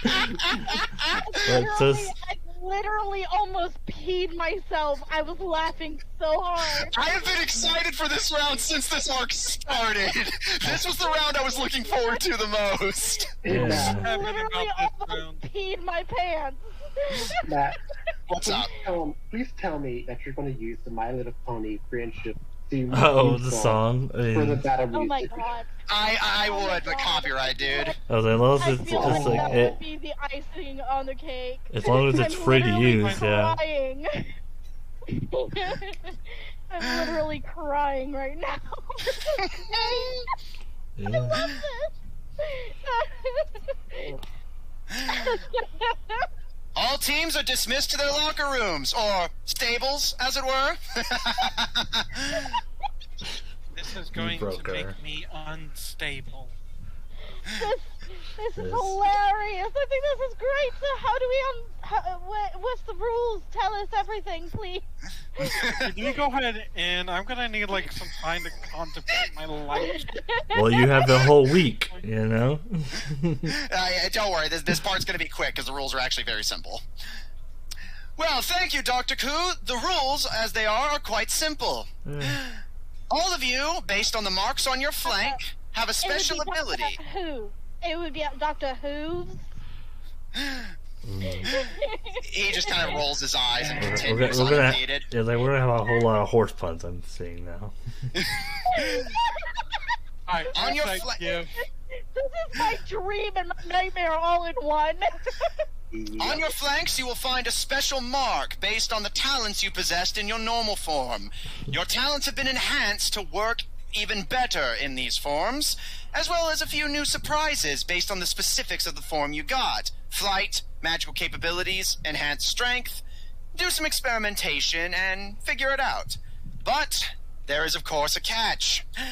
These bodies are versatile, but they are frail. After all, they do not solve their problems with violence, as mentioned. Yeah. So, I suggest you all work on your diplomacy, as it were, or, at the very least, get ready to shed some of the most cotton candy blood we've ever seen in this arena. Finally, And- something I'm good at. Another cheer goes up from the crowd as he raises his hands to engage them before smiling wickedly to all of you with a mischievous gleam in his eyes. You're all dismissed to your locker rooms. Sleep well. And that is where we're going to end tonight's Oh. session. Yeah. Thank God, because I don't think I can do any more right I now. was like, yeah. I'm literally Wow, I don't think I've ever heard you say that before. No more DM. my man. brain Okay. is just trying to process what is happening, and it's just my brain is just not processing this. What's the process? We are No, we are the I- My Little Ponies. I'm I not know, gonna lie, but- Matthew. Now I'm gonna go have to Don't watch be My shocked if Little at some Pony. point in the week I ask, hey, can you cover me for this? No, I figured. I mean, what's wrong? It's just being I My don't Little even know what Ponies. to do with this. We are being Oh, friendship. God. What's? Yeah, we solve our problems with friendship and love. Oh, and Friendship is Tuesday not- party, this happened to our Tuesday party, we'd be fucked. We would be fucked. That is true. That is true.